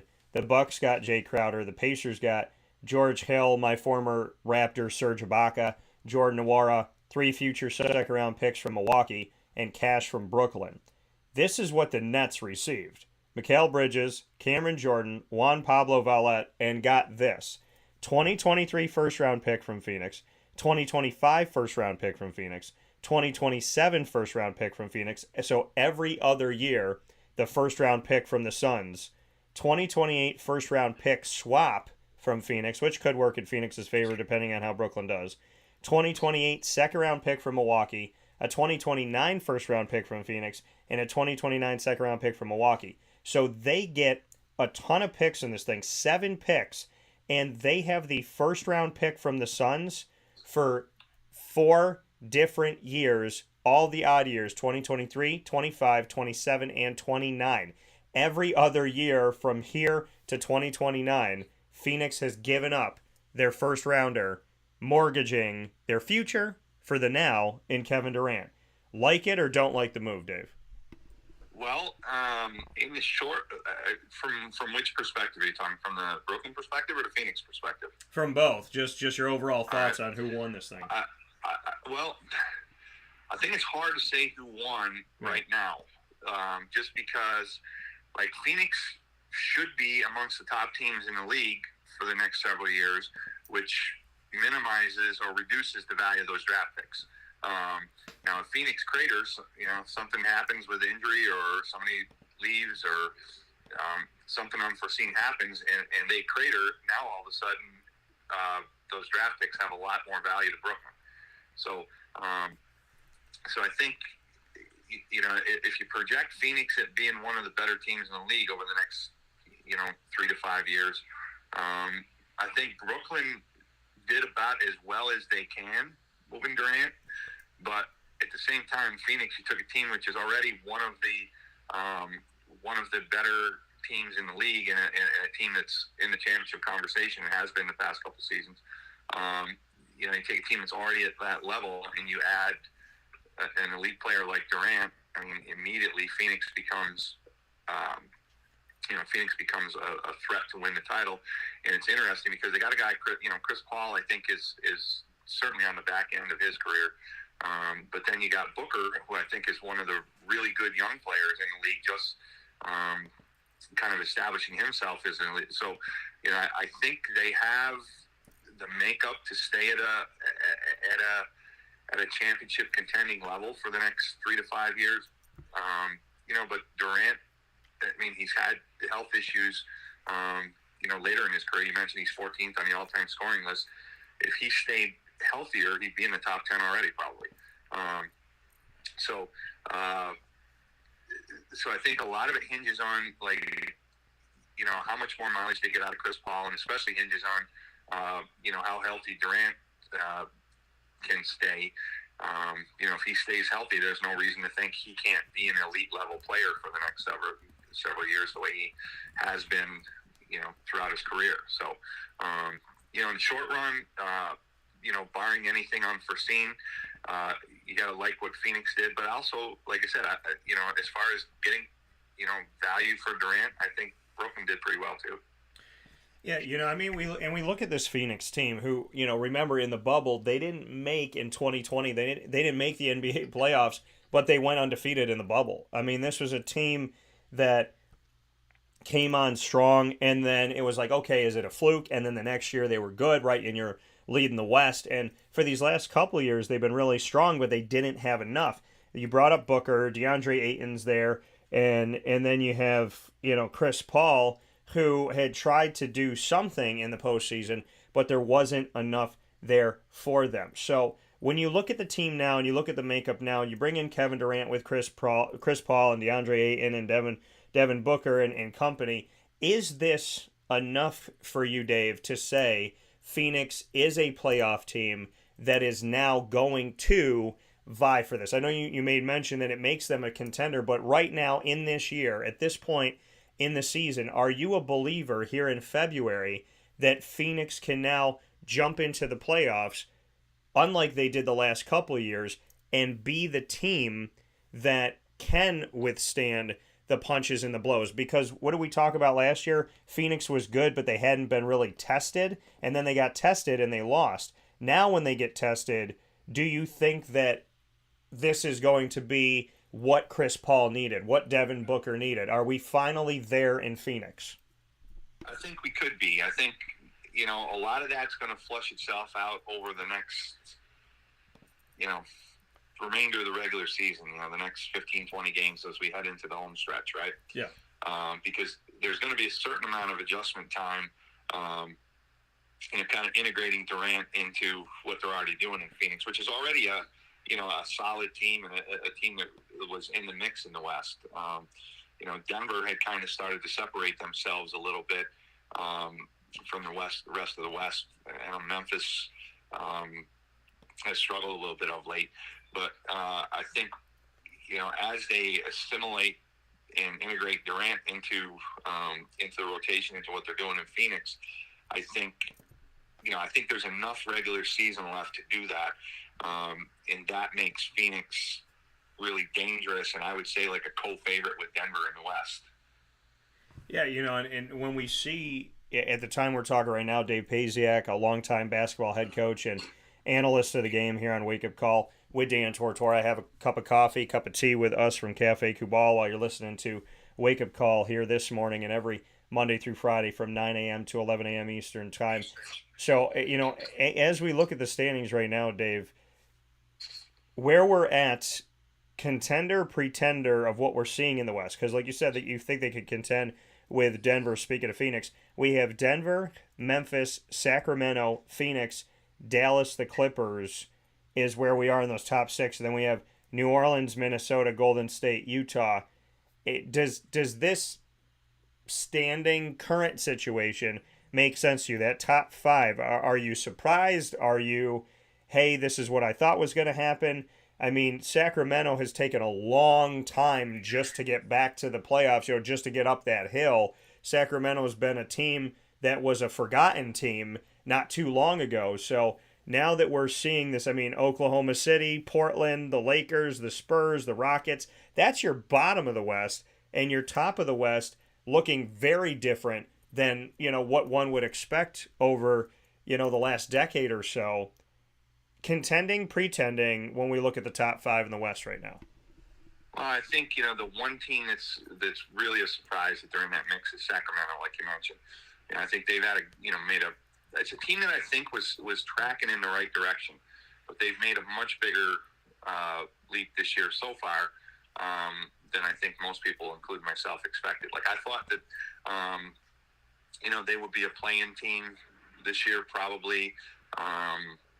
Might be able to sneak into the top six, but I mean, they've been pretty firmly entrenched. I think the team that's intriguing out there is Dallas. Adding Kyrie to that mix in Dallas, there's a little bit of the same thing there that you have going on in Phoenix, as far as like getting him integrated, and Doncic's usage rate was off the charts, as far as like Dallas probably leaned on him more than anybody leans on a single guy in the whole league. So I think getting him a little bit of help, and you get into the playoffs with those guys, they become intriguing and formidable. Like I said, I think Phoenix and Denver really go in as the co-favorites. There's in that play-in group, or potential play-in group, the Lakers made a couple of moves, so like they're a team that I think at the end of the day will probably be able to sneak their way into the play-in, and then all bets are off. If you got Anthony Davis and LeBron and they're healthy and everything, that's a team people would not want to see. The Clippers are another team that's kind of intriguing when they're, when they're fully healthy. I think, they're could be a surprise team and make a run. Memphis is a team that I thought, they struggled a little bit of late, and that's allowed Denver to open up some room. But they've been a team that, like, they've been knocking at the door for a couple of years now, and they got a little edge to them, a little swagger to them. And, I think in a playoff situation, they're on the fringe. I don't think they're where Denver is. I don't think they're where Phoenix will be. and they may not be where Dallas could be, but like beyond that, I think, Memphis, they'll be a tough out in the playoffs in the West. So, and then Golden State becomes a wild card. If they get Curry back and everybody healthy and everything, they could be a team that comes out of the play-in that springs an upset early in the playoffs. So, interesting stuff in that. The trades, like you mentioned this year, there was a lot more movement than in a typical year. So I think that adds to the volatility. And, I think you could still see, a fair amount of shuffling of the deck, both in the West and in the East, the rest of the regular season. Yeah, it's definitely, speaking here with Dave Pasiak, longtime basketball head coach and analyst here on Wake Up Call with Dan Tortora inside of the Cafe Kubal studios and discussing the NBA as we always do each season. Your Sixers made a move here in a 4-team transaction that involved the Philadelphia 76ers, the Charlotte Hornets, the Portland Trailblazers, and the New York Knicks. You got Jalen McDaniels, you got a 2024 second rounder from Charlotte and a 2029 second rounder from Portland. Your take on this trade? Josh Hart ends up with the Knicks. The Blazers get Cam Reddish and Ryan Arcidiacono and so on. And so there's a couple other players involved in this. 2023 first round pick from New York. You gave up a second round pick to the Hornets and for 2023. So some picks given up, a couple players here and there in this 4-team deal. Where are the Sixers right now? What do you think about bringing in Jalen McDaniels? How do you view everything at this point? Well, I was a big Thibault guy, so I really I was disappointed to see Thibault go. But that said, he had kind of fallen out of the rotation in Philly because his offensive game hasn't really evolved. I mean, he's one of the premier perimeter defenders in the league. So making a move to McDaniel, I think it gives him a little better offensive player. They're probably giving up something on the defensive end, but hopefully not too much. I like how Philly is. I mean, things were a little sluggish at the start of the season, but I think the Sixers have really, have really played well and played themselves into a position where I think the East is a 3-horse race between the Sixers, the Bucks, and Boston.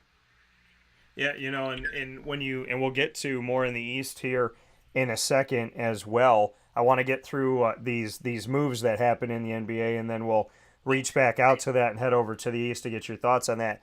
Darius Baisley, I do want to make a note here. He was involved in a trade as well with the Oklahoma City Thunder.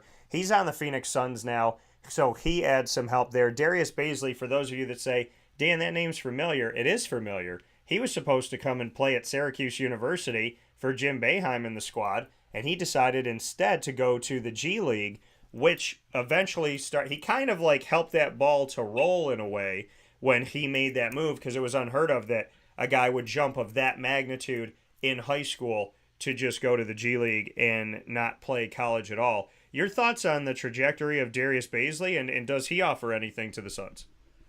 Well, it'll be interesting to see where they slot him in the rotation. I think he's a guy. The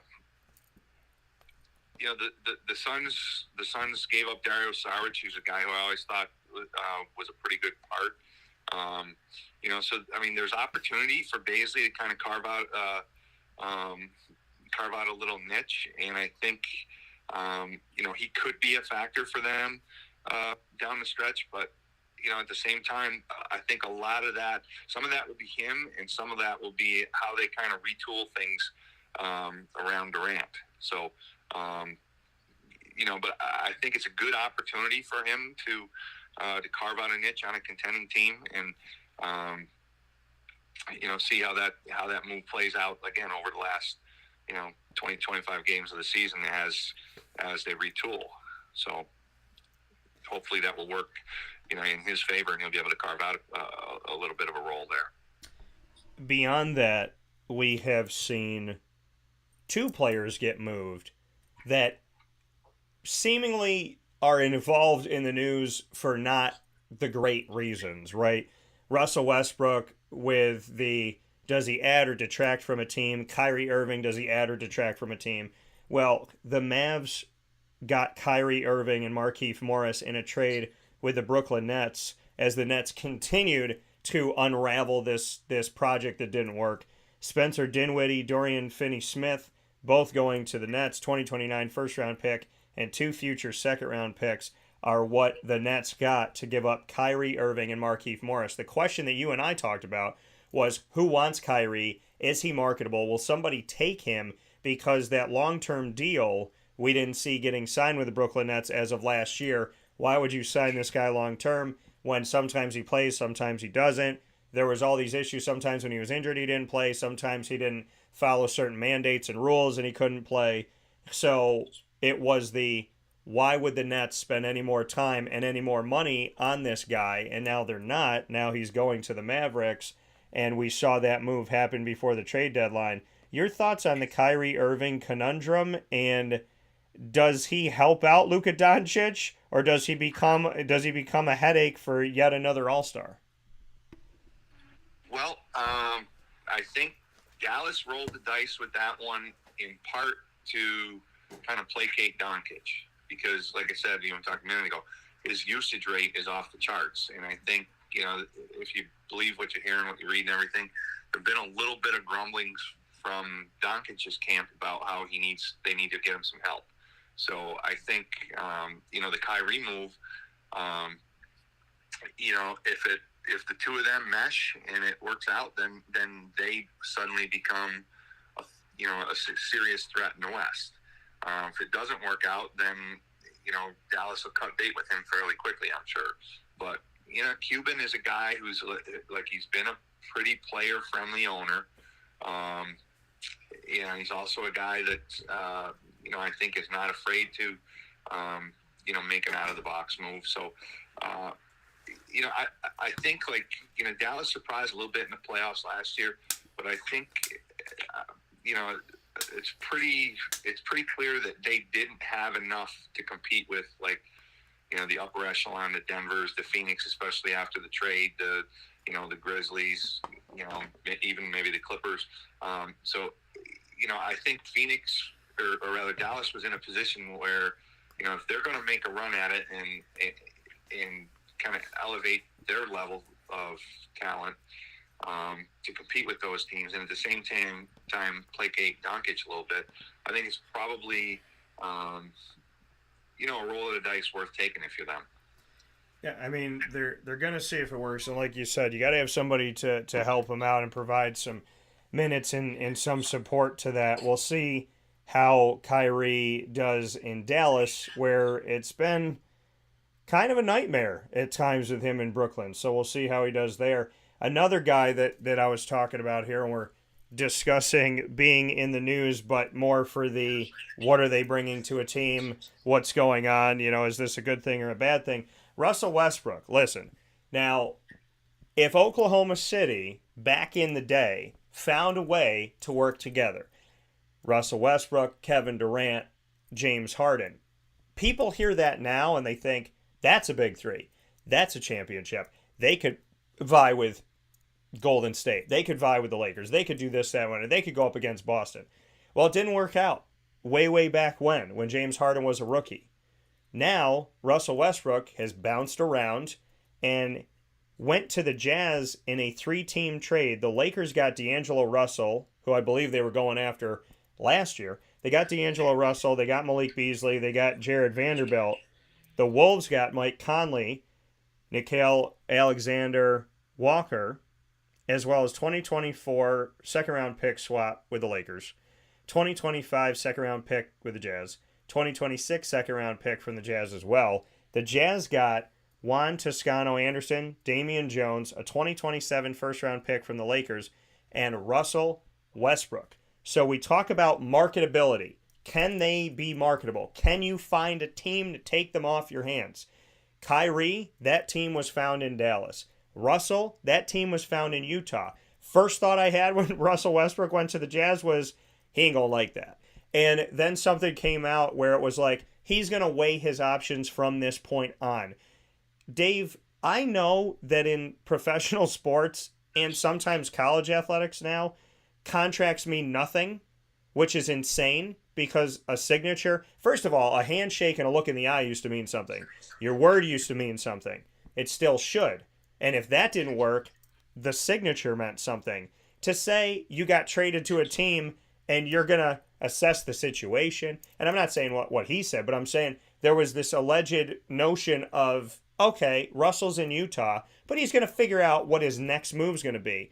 Back in the day, if you got traded somewhere, you sucked it up and you played for that team. You didn't just sit there. It was unheard of. Kenny Anderson did it to Toronto, and I'll never forget that he did that to my team. I don't hold a grudge with him, but I thought it was kind of ridiculous. Terrell Owens did it with the Baltimore Ravens. Okay, you traded me there. You're going to have to trade me again. So is this already an issue with Russell Westbrook, seeing how this trade worked and then hearing the news of this potential, like, okay, I'm here now, but maybe not tomorrow? Well, I think it's not just Westbrook's side, it's the Jazz side as far as figuring out how they want to move forward, because the complexities of NBA cap management, and like I don't claim to be the world's foremost expert on that, but you'll see like the contract buyouts every year. Yeah. Teams will buy out big contracts to free up cap space for the upcoming offseason, upcoming moves, and then the part B of that will be somebody will pick up Westbrook for pennies on the dollar because of the buyout situation and try to. I mean, the team is out there. You hear a little bit of Chicago possibly. So it very well may be I think in the case of Westbrook and the Jazz, I think they're going to come to something that like they're mutually on the same page with, whether that be him playing out the season in Utah, because that's a team that appeared to be in full tank mode and got off to a really good start, surprisingly good start this season. So they have kind of hung around the periphery of the playoffs and the play-in tournament and everything all year. So, I think Utah has got an internal decision to make about, they want to eat Westbrook's full contract and try to make a push, or do they want to free up dollars, and give themselves some more flexibility in the offseason, and at the same time, let Westbrook and his people shop for, the best short-term deal for him. So, I think it doesn't seem like there's like any antagonism necessarily between Westbrook and the Jazz. I think it just sounds like he and his people in the Jazz front office are trying to, kind of come to a place where it's the best move for the team and for Westbrook. So it's kind of a byproduct of today's NBA with the complexities of the cap, to be honest with you. To hear a name like Russell Westbrook, though, a triple-double machine, people talked about him and Oscar Robertson when he was out there doing his thing, the way he was doing it, and what he did at Oklahoma City, and how he could just bring so much to the table in the sense of what he could do. Now, playing well with others, that's up for debate, but to hear a name like Russell Westbrook, knowing what he's done, knowing about those triple-doubles, knowing about the element he could bring to a team, bringing that ball up, being that shooter at the end of the game, being an option for you, being a part of a big three, to hear, well, he could just sign with Utah, stay with Utah, and sit on the bench, collect a paycheck till the end of the season, and then be in a sign and trade deal. The career of Russell Westbrook, to know where he was and where he is right now, Dave, I mean, what are we saying if he becomes a Stephon Marbury type where he's just sitting there, totally healthy, but not playing? I mean, I'd love to get your thoughts on where Russell Westbrook was, where people thought he was going to be, and could we really see a season where he's just kind of sitting and waiting to see his next move? Yeah, I mean, he's not the first guy in recent years to be in that situation. I mean, yeah, we've seen it with John Wall. I mean, we saw it with Carmelo. Where those guys are just like basically being put on ice and looking for a place where a team that has a short-term immediate need for them. Like Westbrook, I think part of this is he was such a high usage guy in Oklahoma City, and he's a guy that like really you question. Like Steven Adams should give half of the money he makes the rest of his NBA career to Russell Westbrook. Russell Westbrook kind of made Steven Adams into a better player than he was in Oklahoma City. But other guys that have been there really were handcuffed by Westbrook because he's so ball dominant, and he's so set up to create for himself. Yeah.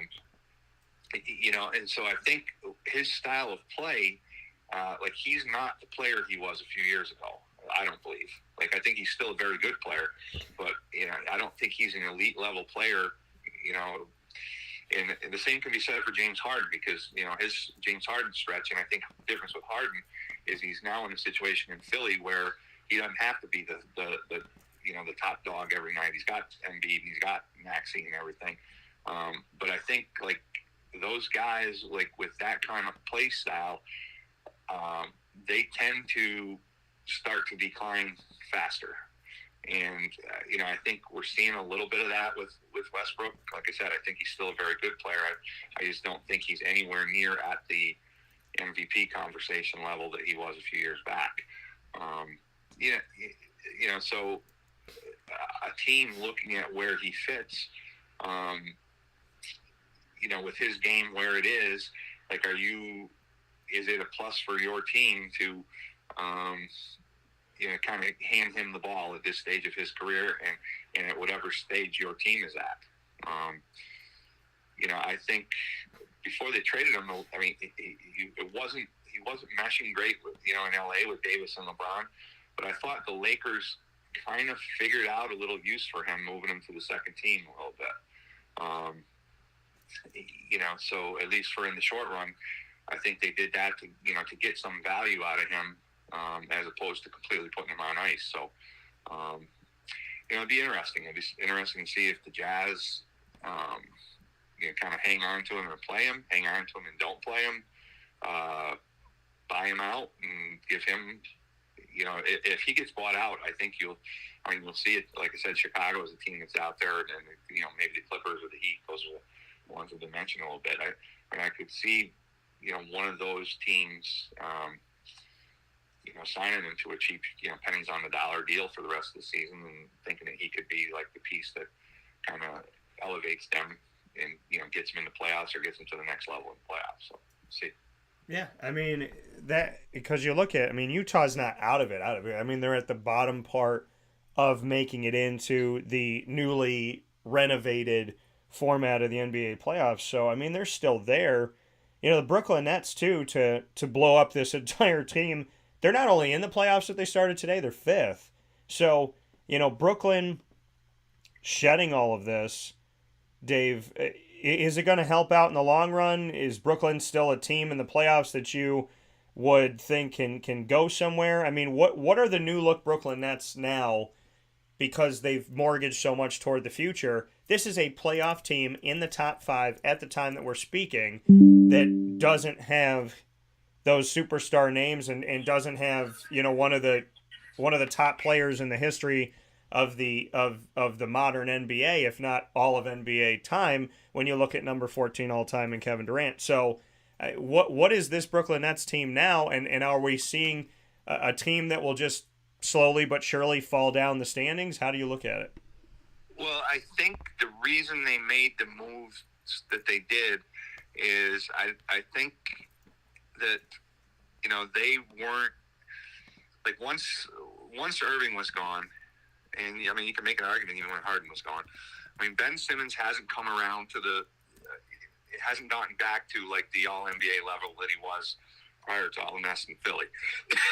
So, I think he was a little, hasn't taken them to, or hasn't played at the level that they had hoped. And I think they came to the realization that even with Durant, once they unloaded Irving, there wasn't enough there to really contend for a championship. Playoff team and maybe, win a series or so, but not enough to be a championship team.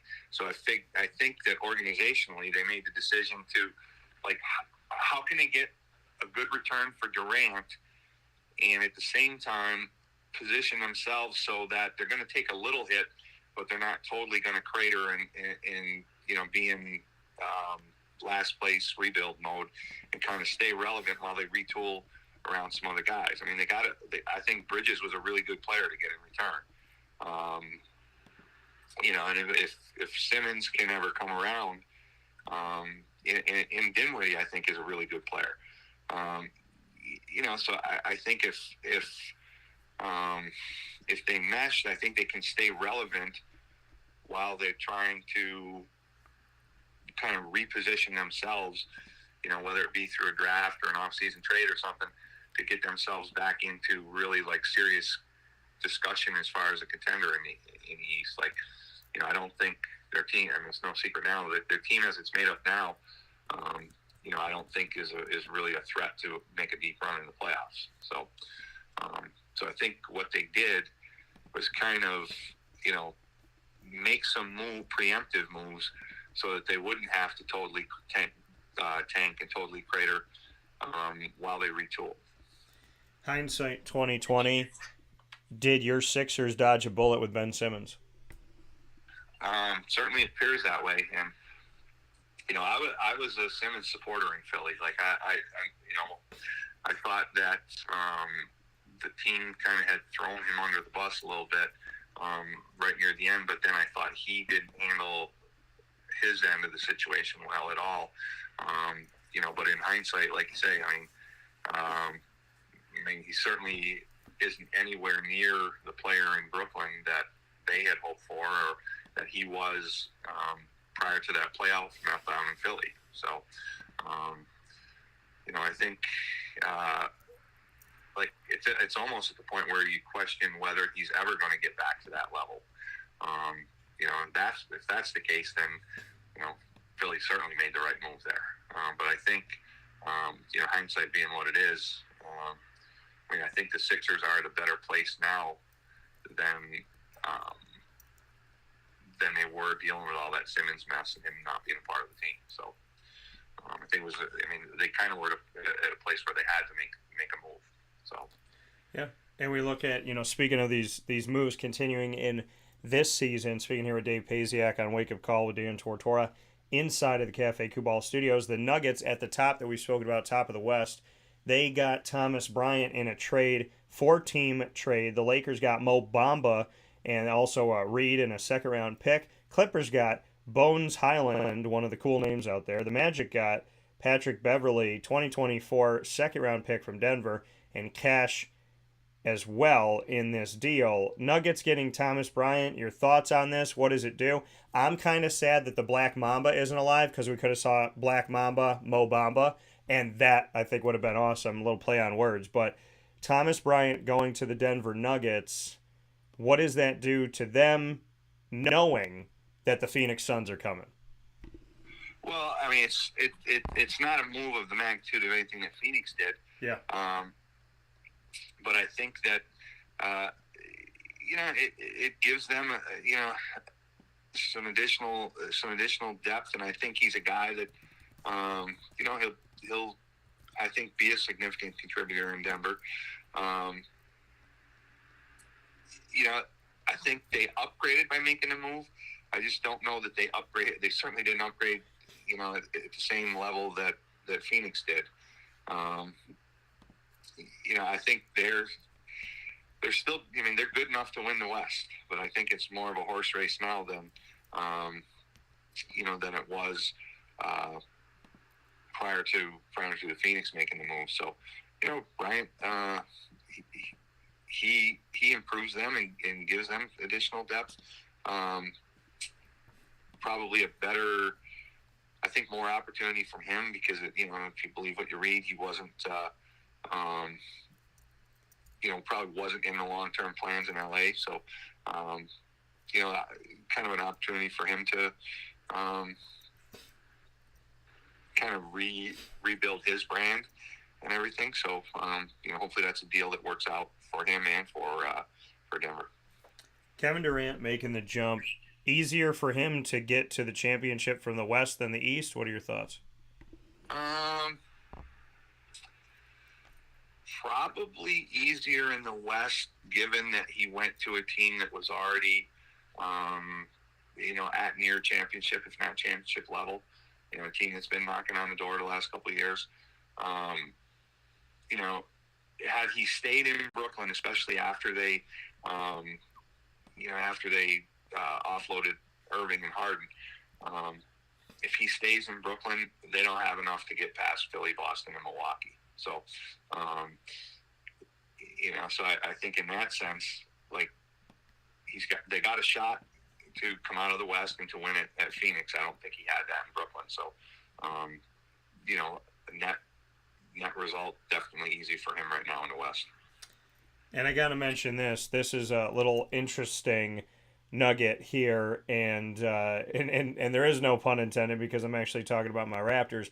But to look at what they did, and it's funny because, historically the Raptors are never in the news, and people typically don't. I mean, there was a time as a Raptors fan where I never saw a Raptors game all season long, the entire season. We're in New York, Toronto's 4 hours away. Never saw a single game all season long unless one of two things happened. They played the Knicks on MSG, and even then we didn't always get it, or they would have to make the playoffs. The Raptors would literally have to force the NBA to put them on television. So those days were really hard for me. Watching them talk about every team, and the Raptors didn't even get highlights and they would just be on the ticker. Well, the Raptors made the news this time around because they wanted to know why they didn't make more moves. The people I was watching, the talking heads that were discussing it, Jakob Poeltl comes back to the team. Raptors need a center. They brought in this guy originally, drafted him. Now Jakob Poeltl back on the team. They gave up Khem Birch, 2024 first round pick, 2023 second round, 2025 second round. The Raptors are notorious for giving up picks and not having picks in the first round. What are your thoughts, Dave, that they made this trade with the Spurs to bring back a center that they had worked on, they had saw something in, they had tried to groom and grow? He goes to the Spurs, and then they have to give up a bunch of picks to bring him back. Yeah, I mean, Toronto, I think they're like really in danger of being like an NBA purgatory, like to where they're always going to be on, like they're on the fringe of the playoffs, and they've got good enough roster to, to be contending for a play-in spot. So they're never going to get the real high draft pick to get the elite player, but they don't have, unlike a few years back when they were knocking on the East Championship door every year until they finally won the title. But they're kind of, I think, stuck a little bit. Bringing back Poeltl, it's an incremental move that I think makes them a little better. But like they're in a tough spot, like right now. Kind of like the Hawks, kind of like the Wizards and the Bulls, to where they're good enough to be in the mix for the playoffs and a play-in spot, but not good enough to compete with the best teams, and not bad enough to get the really high draft pick. So I think that's sometimes that's a tough place to be in the NBA. And I like that you called it NBA purgatory because, like you said, not good enough to make that push at a championship, but not bad enough to get that high draft pick that can help you make that push toward a championship. So they got to figure it out. They're going to have to do something. When Kawhi left, you don't have Kawhi, you don't have DeMar DeRozan because you gave him up in the Kawhi trade. So there's these things that you have to live without. But what you have to live with is, do you have enough? They don't have enough. And being a fan since the beginning when their logo came out in, I think, 1994, they became a team on the floor in 1995. I've been with them all the way through. And I could tell you over the last 2 years, and I'm scratching my head going, well, we're not going to win with this team. So why aren't we moving? Why aren't we trying to, make a splash ourselves, especially in a year where so many teams were getting involved in trades? The last one I want to bring up, and if I don't hit one that you wanted to hit, Dave, feel free to add it as well, but the 3-team deal between the Clippers, Rockets, and Grizzlies. Notable names here that a lot of people know that watch today's NBA. Clippers got Eric Gordon and 3 future second-round picks. The Rockets got John Wall, Danny Green, and a protected pick swap from the Clippers.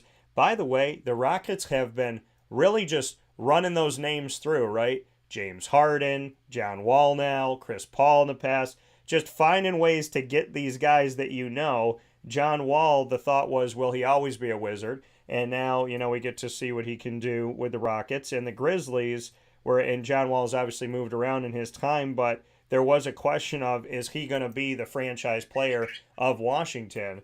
And obviously that came to pass. The Grizzlies got Luke Kennard, who I covered in college. So your thoughts on this trade with a lot of names that we know and a lot of expectation that these players have had on some of the teams they've been on? Well, I think Houston has already waived like Wall and Danny Green, so I think that was like strictly salary dump thing. And John Wall, it's like when he's in Washington and teamed up with Beal, it was like they were close to breaking through and being one of the better teams in the NBA. And it just never quite materialized, and then Wall dealt with a little bit of injury, and he's got. And I don't know if this is justified or not. He had a little bit of a questionable, reputation to follow him. But so in that deal in terms of the Rockets, it was strictly a salary dump thing. They had no intention of playing those guys.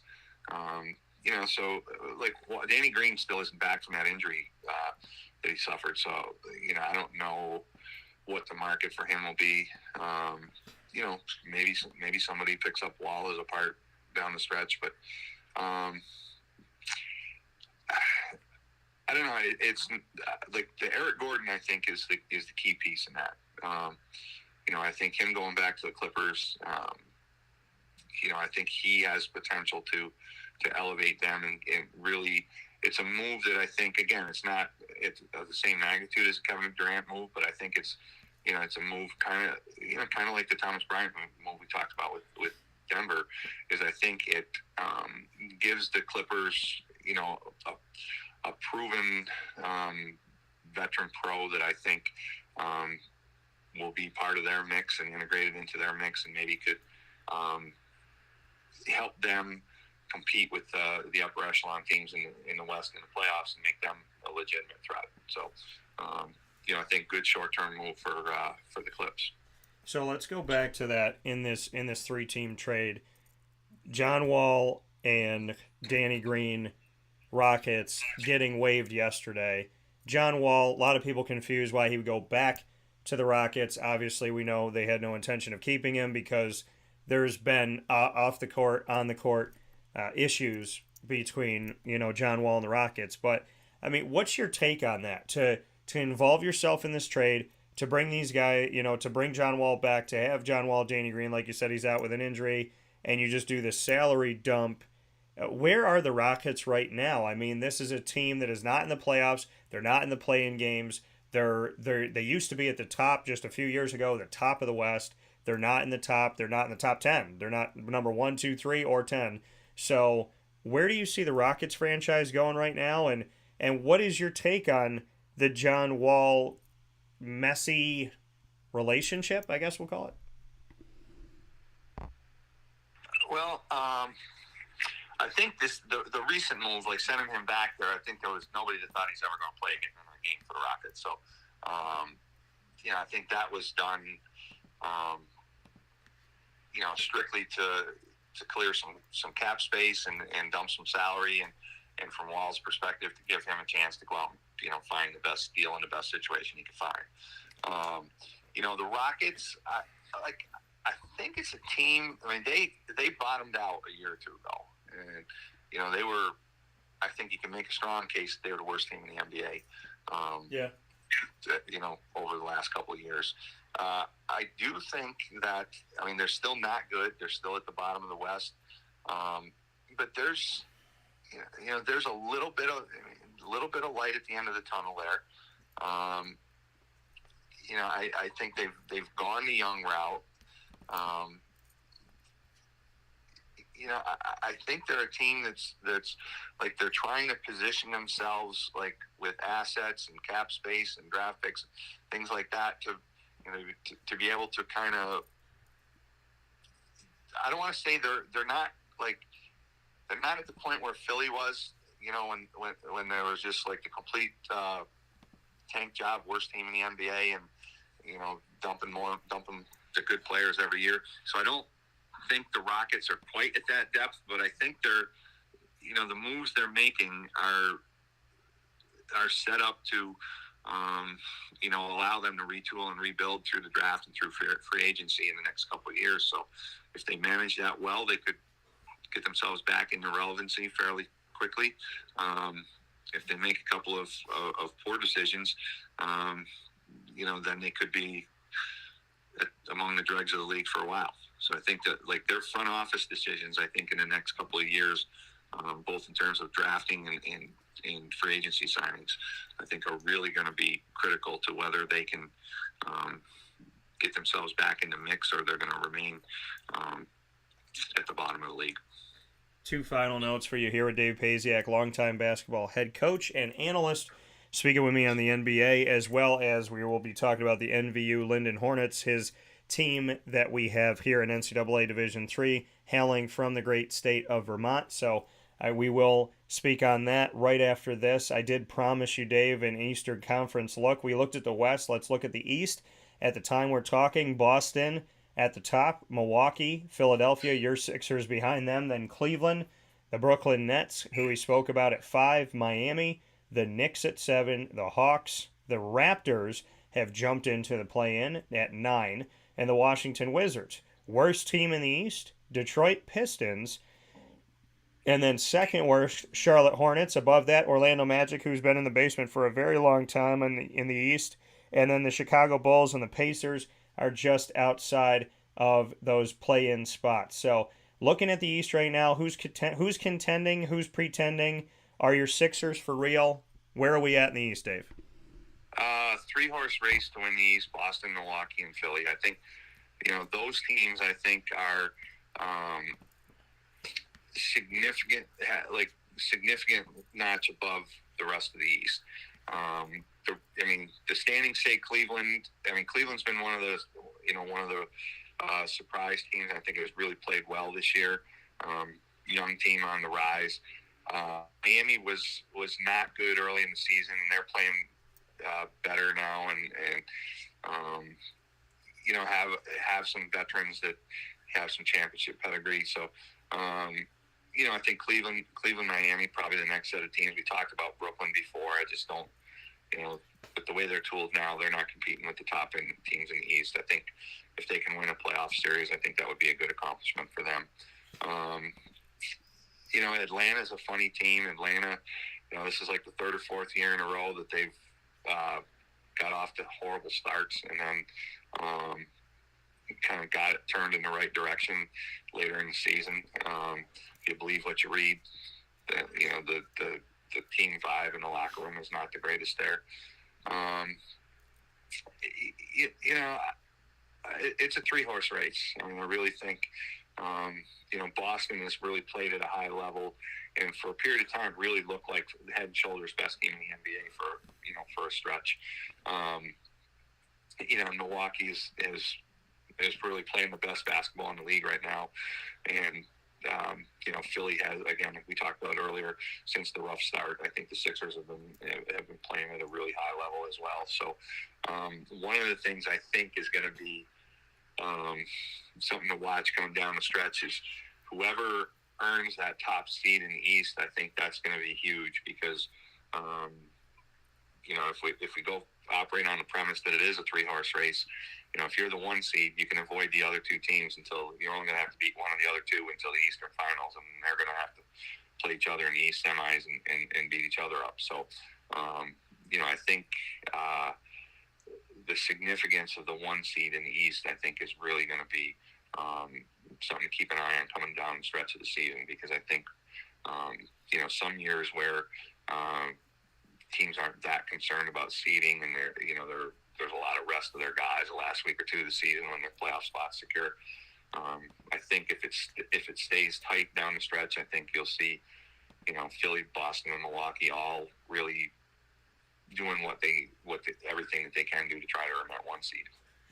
That comment here from Dave Pasiak, as we take a look at the East after taking a look at the West. Within all of this, the NBA moves, the shakeup, and where things currently stand. Always appreciate the analysis that Dave Pasiak brings here to Wake Up Call with Dan Tortora inside of the Cafe Kubal Studios. Final note here, Dave, we bring it all the way back to the NVU-Lyndon Hornets, your men's basketball team, the head coach of that team. And we've talked about the Lyndon Hornets, then we talked about the NVU-Lyndon Hornets. Soon it's going to be the Vermont State University Hornets. Coming July 1st, 2023, NVU-Lyndon becomes Vermont State University. So what's going on with the changes there? I know you're the sports information director, aka SID. So you're the SID, you're the head coach. You've seen transition, movement of the university. We're going to see that again coming up here mid-year. So what's your take on your season, specifically for men's basketball, and on the continued growth and progression of the university itself? Yeah, as far as our program, we've got tonight's our last regular season game, senior night for us and everything, and then start our conference tournament on Friday. We'll play a quarterfinal game at University of Maine Farmington, who's they're the top seed, so it'd be a great challenge for our guys, great environment to play in on Friday. Our team, I think we've made really good progress. We've been starting 3 freshmen, and last game we started 3 freshmen and sophomores. So, I think our future is in a good place, and I think we're heading in a great direction. Like I said, Friday will be a great experience for our guys. In terms of the university, Lyndon State College and Johnson State College merged to become Northern Vermont University in 2018, summer 2018 it became official. So kind of the next step as far as the re-imaging of the state colleges in Vermont is actually the work is being done now. And as of July 1, Lyndon Johnson, along with Castleton University and Vermont Technical College, which has campuses in 2 places, Randolph and Williston, they will all become one entity, which is Vermont State University with 5 campuses. So, so I think, there's been a lot of work, especially on the academic side, with trying to make sure that we bring all the majors in alignment on the different campuses. So, kids taking business, it's the same major, and they can take classes at any of the other campuses. And, so I think, there's certainly going to be some adjustments, some growing pains and all that. But I think once the dust settles and everything has been fleshed out, I think it's going to create some interesting and exciting options for students as far as how they put together their program and whatnot. So looking forward to that. Like I said, it's going to kick in. It's, we're retaining, our athletics is campus by campus based, and so I think once we become Vermont State, we'll be Vermont State Lyndon. But other than that, pretty much business as usual for us. So just kind of anticipating that transition and looking forward to that during summer. So. And Dave, looking at the roster, you said senior night tonight. I know that you have Antonio Carlisle, but a lot of this team is young freshmen and sophomores. So just the uniqueness of knowing that you have a roster that you're going to be building over time with these guys. I mean, you have some juniors here too, but a lot of youth on this team. I know you've also reached out to Oswego area and West Jenny and brought in some. So still, having those roots to Central and Upstate New York, which I appreciate. But just, the uniqueness of having a senior night and at the same time knowing that the majority of your roster has the opportunity to come back and build in the future. Yeah, it'll be, it's nice to have, expectation of having a core with some experience back. Like the NCAA with COVID and everything, the NCAA, and they definitely did the right thing by student athletes by not charging them eligibility during 2021, the COVID year and everything. Yeah. But the offshoot of that for our program, because we don't have a heavy heavy population or heavy menu of graduate school options. So we don't have any fifth-year seniors on our roster. Like our two seniors that graduated last year, one of them is in grad school at Springfield College and playing there his COVID year, and the other is working he's assistant coach at Utica College now, graduated and everything. So we don't have any fifth-year seniors. And like in our division, like we're playing Farmington, they've got 6 of their top 7 guys are fifth-year seniors. Maine Prescott, they start 4 fifth-year seniors. Husson, their best player is a fifth-year player who's in grad school there.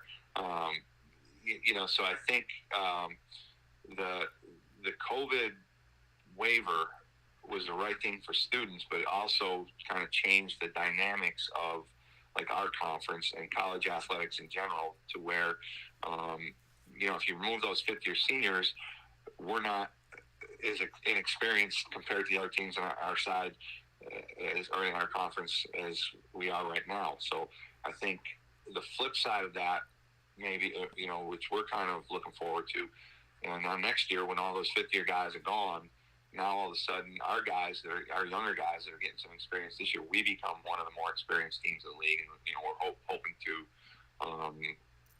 be able to kind of parlay that and leverage that into really making a run and being a factor in the league, in the next couple of years. So. That coming here from Dave Pasiak, NVU-Lyndon Hornets men's basketball head coach, the SID as well for the school, and here with us to always talk about the wonderful sport of basketball on a grandiose scale, because Dave always has been an encyclopedia of knowledge that continues to grow. So I appreciate you, Dave, and it's great to have you on. We will make this more of a consistent basis here as we continue on in the NBA and see what these trades offer to these teams and who won them and who did not. And so always looking forward to having you back on the show. Appreciate you so very much, and can't thank you enough for everything that you've been to me on and off the air. So as always, I'm grateful for your time and for your friendship. Well, it's great to catch up, Dan. I'm appreciative of the opportunity, and looking forward to chatting again soon. It sounds good. Take care, and I'll talk to you soon. Okay, see you soon, Dan. Bye. See you. That coming from Dave Pasiak one more time here on Wake Up Call with Dan Tortora. We have a love-inspired. Wow, when I said love, you saw the Witty Wicks candle come up like that? That's God. I have no control over this light. That's all the big guy. So Witty Wicks right here, my Mother Fudger candle, because I love the smell of hot chocolate. And this makes the whole studio, your house, your office smell like chocolate. It's awesome. Also, if you're trying to not eat chocolate, but you want chocolate in your life, here you go. Because you could smell the beautiful candle and not get any of the calories. Witty Wicks, head out there. They're all throughout the studio. Their pillows, their signs, their different pieces that you can hang up. They're all here in the studio. And so big shout out to Witty Wicks. Head out there today. If you are a last minute Valentine's Day shopper, 190 Township Boulevard, Camillus. 190 Township Boulevard, Camillus. Go to Witty Wicks now, right in front of Movie Tavern. You're a last minute holiday shopper. Get out there right now and get your special someone something special. So with that being said, we're going to take a step aside for a fast break. When we come back, a love-inspired edition of the Ingredients to Success, proudly presented by Avicolli's, comes to you right after this from inside of the Cafe Kubal studios. This is Wake Up Call.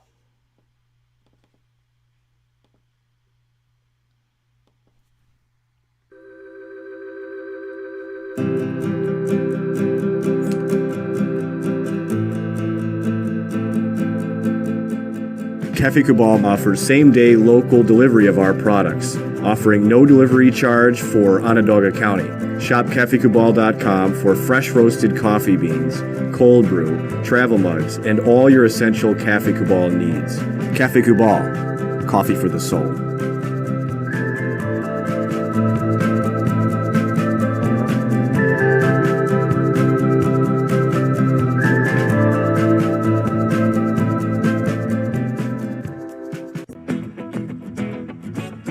Hi, this is Amy from Mother's Cupboard, home of the whole frittata. We are open daily 6 a.m. to 1:30 p.m. For takeout orders, call 315-432-0942 and tune in to Wake Up Call with Dan Tortora for our monthly food challenge and try our Wake Up Call signature menu item available 7 days a week.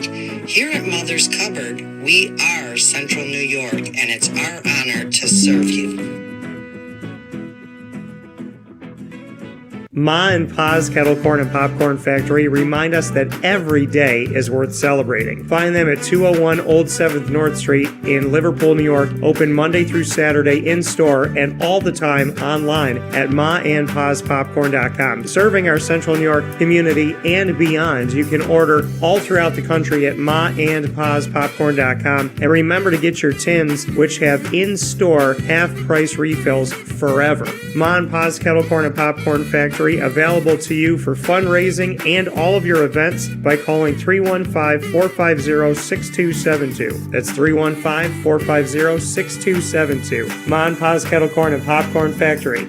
How corny are you?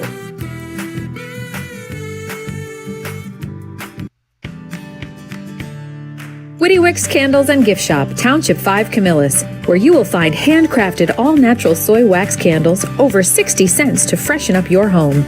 We carry a wide range of locally made items, Salsa Q's, Syracuse Salt, and Chocolate Pizza Company, to name a few. Let our knowledgeable staff help choose unique gifts and keepsakes for any occasion. Gifts for family and friends, and maybe a little something for yourself. Witty Wicks Candles and Gift Shop, Township 5, Camillus.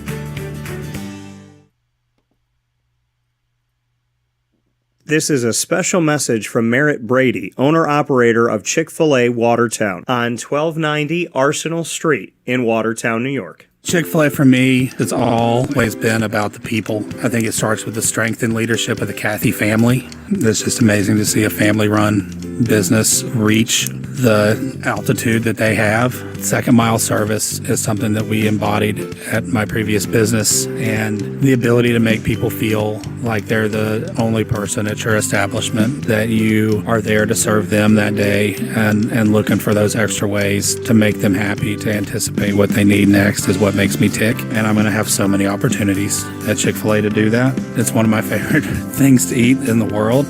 My favorite application question or interview question when I'm interviewing is when I get to, have you ever eaten at Chick-fil-A? And a smile hits both their ears. You know, they can't even answer the question for a second. And when I see that, it's like, man, that's going to be a great hire. They already get it. They already feel it. They already know that we're different. The Chick-fil-A experience, it's a real thing. And then, of course, just our generosity and community involvement and making a positive impact in the lives of our team members, our guests, and the community in general, I think is really the secret sauce. Welcome back here to Wake Up Call with Dan Tortora inside of the Cafe Kubal studios, hanging out with you where sports truly meets that thing called life, and love being here with you every Monday through Friday from 9 a.m. to 11 a.m. Eastern Time. It is time to get into those ingredients to success inside of maandpaspopcorn.com's What's Poppin', bringing you a list of topics for the day. You know, every Tuesday we round out the show with the ingredients to success. And so I am more than happy to bring you those this morning. It is a love-inspired ingredients to success. What does that mean? Well, today's Valentine's Day, folks, if you didn't know. And I know some people say, it's just a corporate holiday. Who cares about Valentine's Day? It's just a way for them to get you to spend money and feel like you have to say something. No, I disagree. Valentine's Day is a reminder to love, a reminder to be together, a reminder that if you have forgotten to tell your sweet honey, I appreciate you, I love you, you mean a lot to me, you're special, you're different. Thank you for taking out the trash. Thank you for helping me raise these kids. Thank you for how hard you work. Thank you for the sacrifices you made. Thank you for moving with me and believing in our dream and our vision. For how hard you work. Thank you for the sacrifices you made. Thank you for moving with together. Don't forget to say thank you. So, I think Valentine's Day is a reminder. Now, am I a person who is a hopeful romantic, not hopeless, hopeful romantic? Yes. It's a term I created, and it's a term I'm very proud of. I am a hopeful romantic, which means that every single day, if I was with somebody, they would know I appreciate them. And I think that you should do that too. You don't have to do anything extravagant. You don't have to show up on a white horse. You don't have to wear, a decked out dress and high heels every day. You don't have to go over the top. You just have to be there. What do they say? Showing up is half of it, more than half of it, 90% of it, right? The people that show up in our lives, those are the ones that really, really matter, because they're the ones that are there. They're not the ones hearing about the story after the thing happens. They're the ones that are a part of the story. So I would tell you on Valentine's Day, it's not, buy flowers because you have to. I hope you're not in a relationship where you feel that way. If you are, you're in the wrong one. Don't buy flowers because you have to. Don't buy chocolate because you have to. Don't get a card because you have to.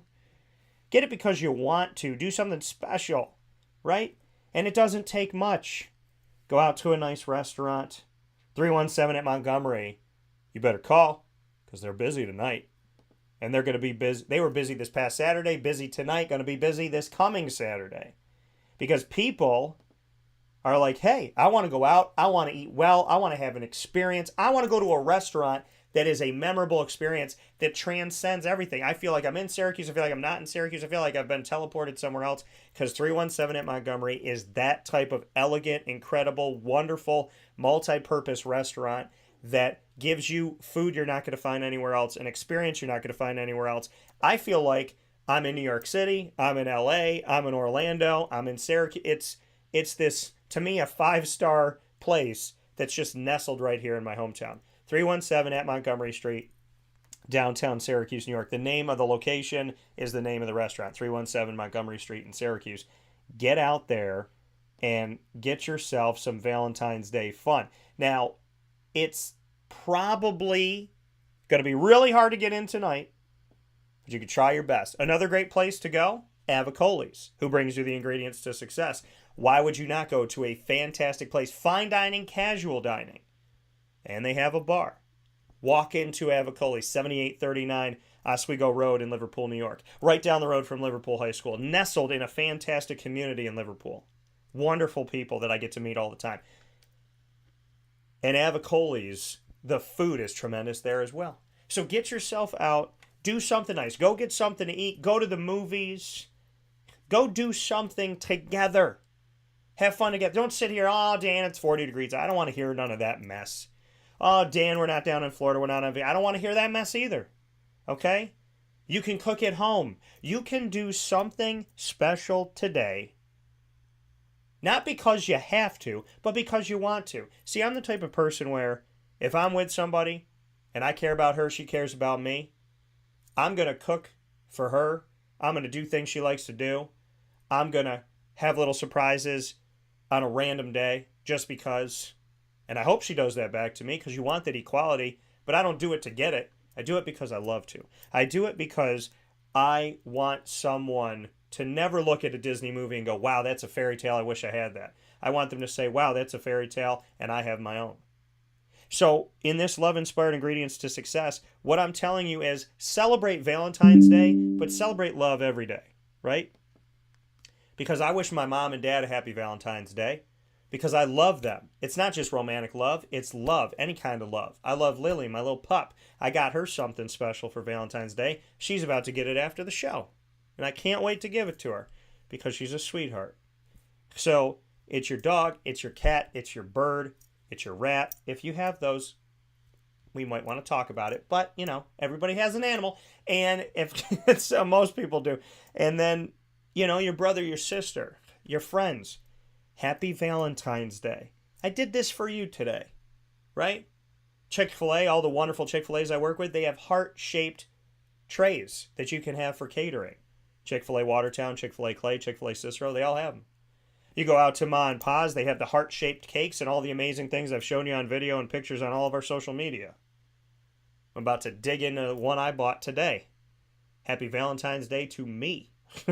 So, You don't have to. Don't look at this Valentine's Day and say, I don't have a girlfriend, I don't have a boyfriend, I don't have a husband, I don't have a wife, I don't have a significant other. Don't walk out to a bar today begging and hoping that somebody will go home with you. Don't do that. If you don't have the romantic love, focus on the love you have. God loves you. Hopefully you love God, right? Your mom, your dad, your grandparents, your brother, your sister, your friends, your coworkers, your neighbors, your teammates. You got somebody. I hope you have somebody. If you feel like you don't have somebody, I'm praying for you. I'm sending you love, sending you positivity and goodness. But celebrate Valentine's today, and then tomorrow, and then the next day, and then the next day. And what I'm saying about you, I'm not saying you got to buy flowers every day, chocolates every day. I'm not saying blow your money on Valentine's Day or blow it on any other day. I'm saying be fiscally responsible, but when it comes to love, spend it. Spend it, because when your life is over, you don't want to have all this love inside that you didn't spend. Spend that love. Drain that bank account of love, because love will keep coming, keep coming, keep coming. God is love and love is God. So that love will keep coming into you if you have that connection to God. You'll have that love, you give it. You have that love, you give it. You have that love, you give it. I love buying my mom flowers on Valentine's Day. I love calling up my dad, Happy Valentine's Day, Pop. I love dancing with my puppy in the house and saying, here, honey, Daddy got you something. Because I love you. I got a really cute thing. Can't say what it is because she might be listening. You know, she's always in the studio and in the office hanging out. So, I don't know where she's at. But she's tiny and stealthy. And right when I said that, because God is awesome, she just opened the door to the studio and walked in. Come here. Come here. Come here. Let me prove that you're here. I love you. Did you hear me say I bought you something? What'd Daddy get you? Yeah. Yeah, okay. See, and right on cue, you know, they say God doesn't exist and love doesn't exist. I mentioned Lily. I say I love her. I say I don't know where she is, but I got her something special, and she could be listening. Right after I said that, she opened the door to the studio, walked in, and is right over here looking at me right now. Yeah, you. So I wish you all a very happy Valentine's Day, but I wish you love eternal. I want for you love eternal. That love that never dies, never ceases, and that you never go without. Come here. Because when you have love, it's an everyday thing. When you have love, it's something you should show and celebrate all the days of your life. Because love comes in all different shapes and sizes. Love comes in all different relationships and walks of life. And it's special every time. It's beautiful. And every relationship that we have where we can say, I love you, and feel that love back and hear that love back, is a blessing, a true blessing from God. So, I love you, Lily, very much. Daddy loves you.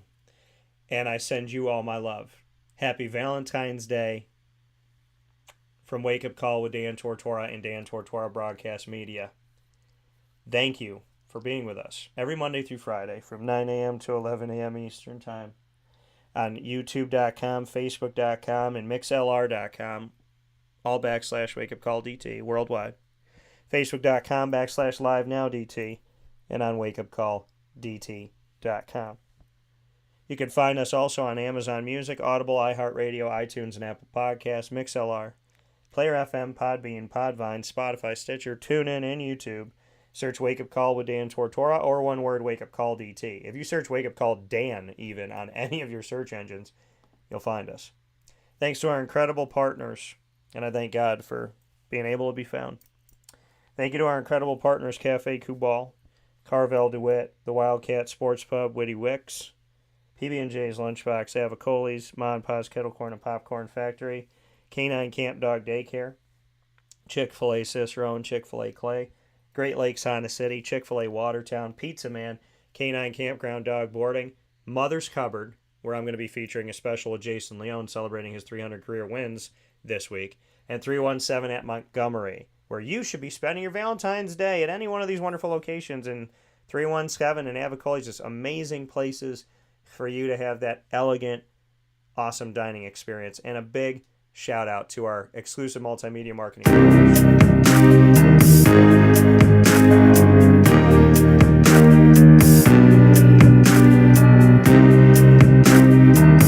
We are more than proud to be the exclusive multimedia marketing partner of the Lemoyne College Dolphins. It's fins up every single month on Wake Up Call with Dan Tortora. The Dolphins come to you on Dolphin Time every Wednesday at 9 a.m. Eastern Time. First and third Wednesday of each month, we bring you AD and DT with Athletics Director Bob Beretta and myself, Dan Tortora. Every second and fourth Wednesday, the Dolphin Dive. Diving into stories of student athletes, coaches, administration, future Dolphins, and alumni. You could find out all of these specials, including our exclusive series on realignment and reclassification. If it's Lemoyne talking about potentially going D1 or staying D2, it has come through us first. Anybody else, well, I guess they owe me money for royalties. But you can find all of these, including the exclusive series on realignment and reclassification, with Athletics Director Bob Beretta and President Dr. Linda Lemura by going to wakeupcalldt.com's Lemoyne tab and subscribing to youtube.com/wakeupcalldt. For more information on your Dolphins, go to lemoynedolphins.com.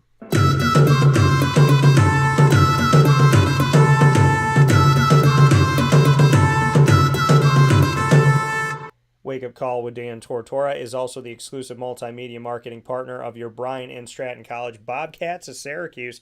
You can find your Bobcats in the Bobcat Buzz, airing monthly on Wake Up Call with Dan Tortora, with coaches and student athletes of their men's and women's basketball teams, men's and women's soccer, and their inaugural baseball team, as well as something coming up here with esports. Very excited for everything we get to do with Bryan and Stratton to give them a spotlight they've never had before and coverage consistent throughout the entire year. You could find your Bobcats by going to the BSC Syracuse tab on wakeupcalldt.com, subscribing to our YouTube channel on youtube.com/wakeupcalldt, and for more information on the Bobcats, go to syracuse.bscbobcats.com.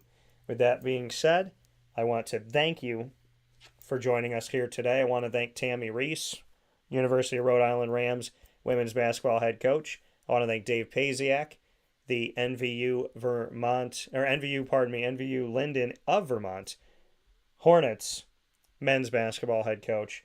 I want to thank Avicolli's for the ingredients to success. And I want to thank love coming from God first into some of the smallest but biggest beauties of my life.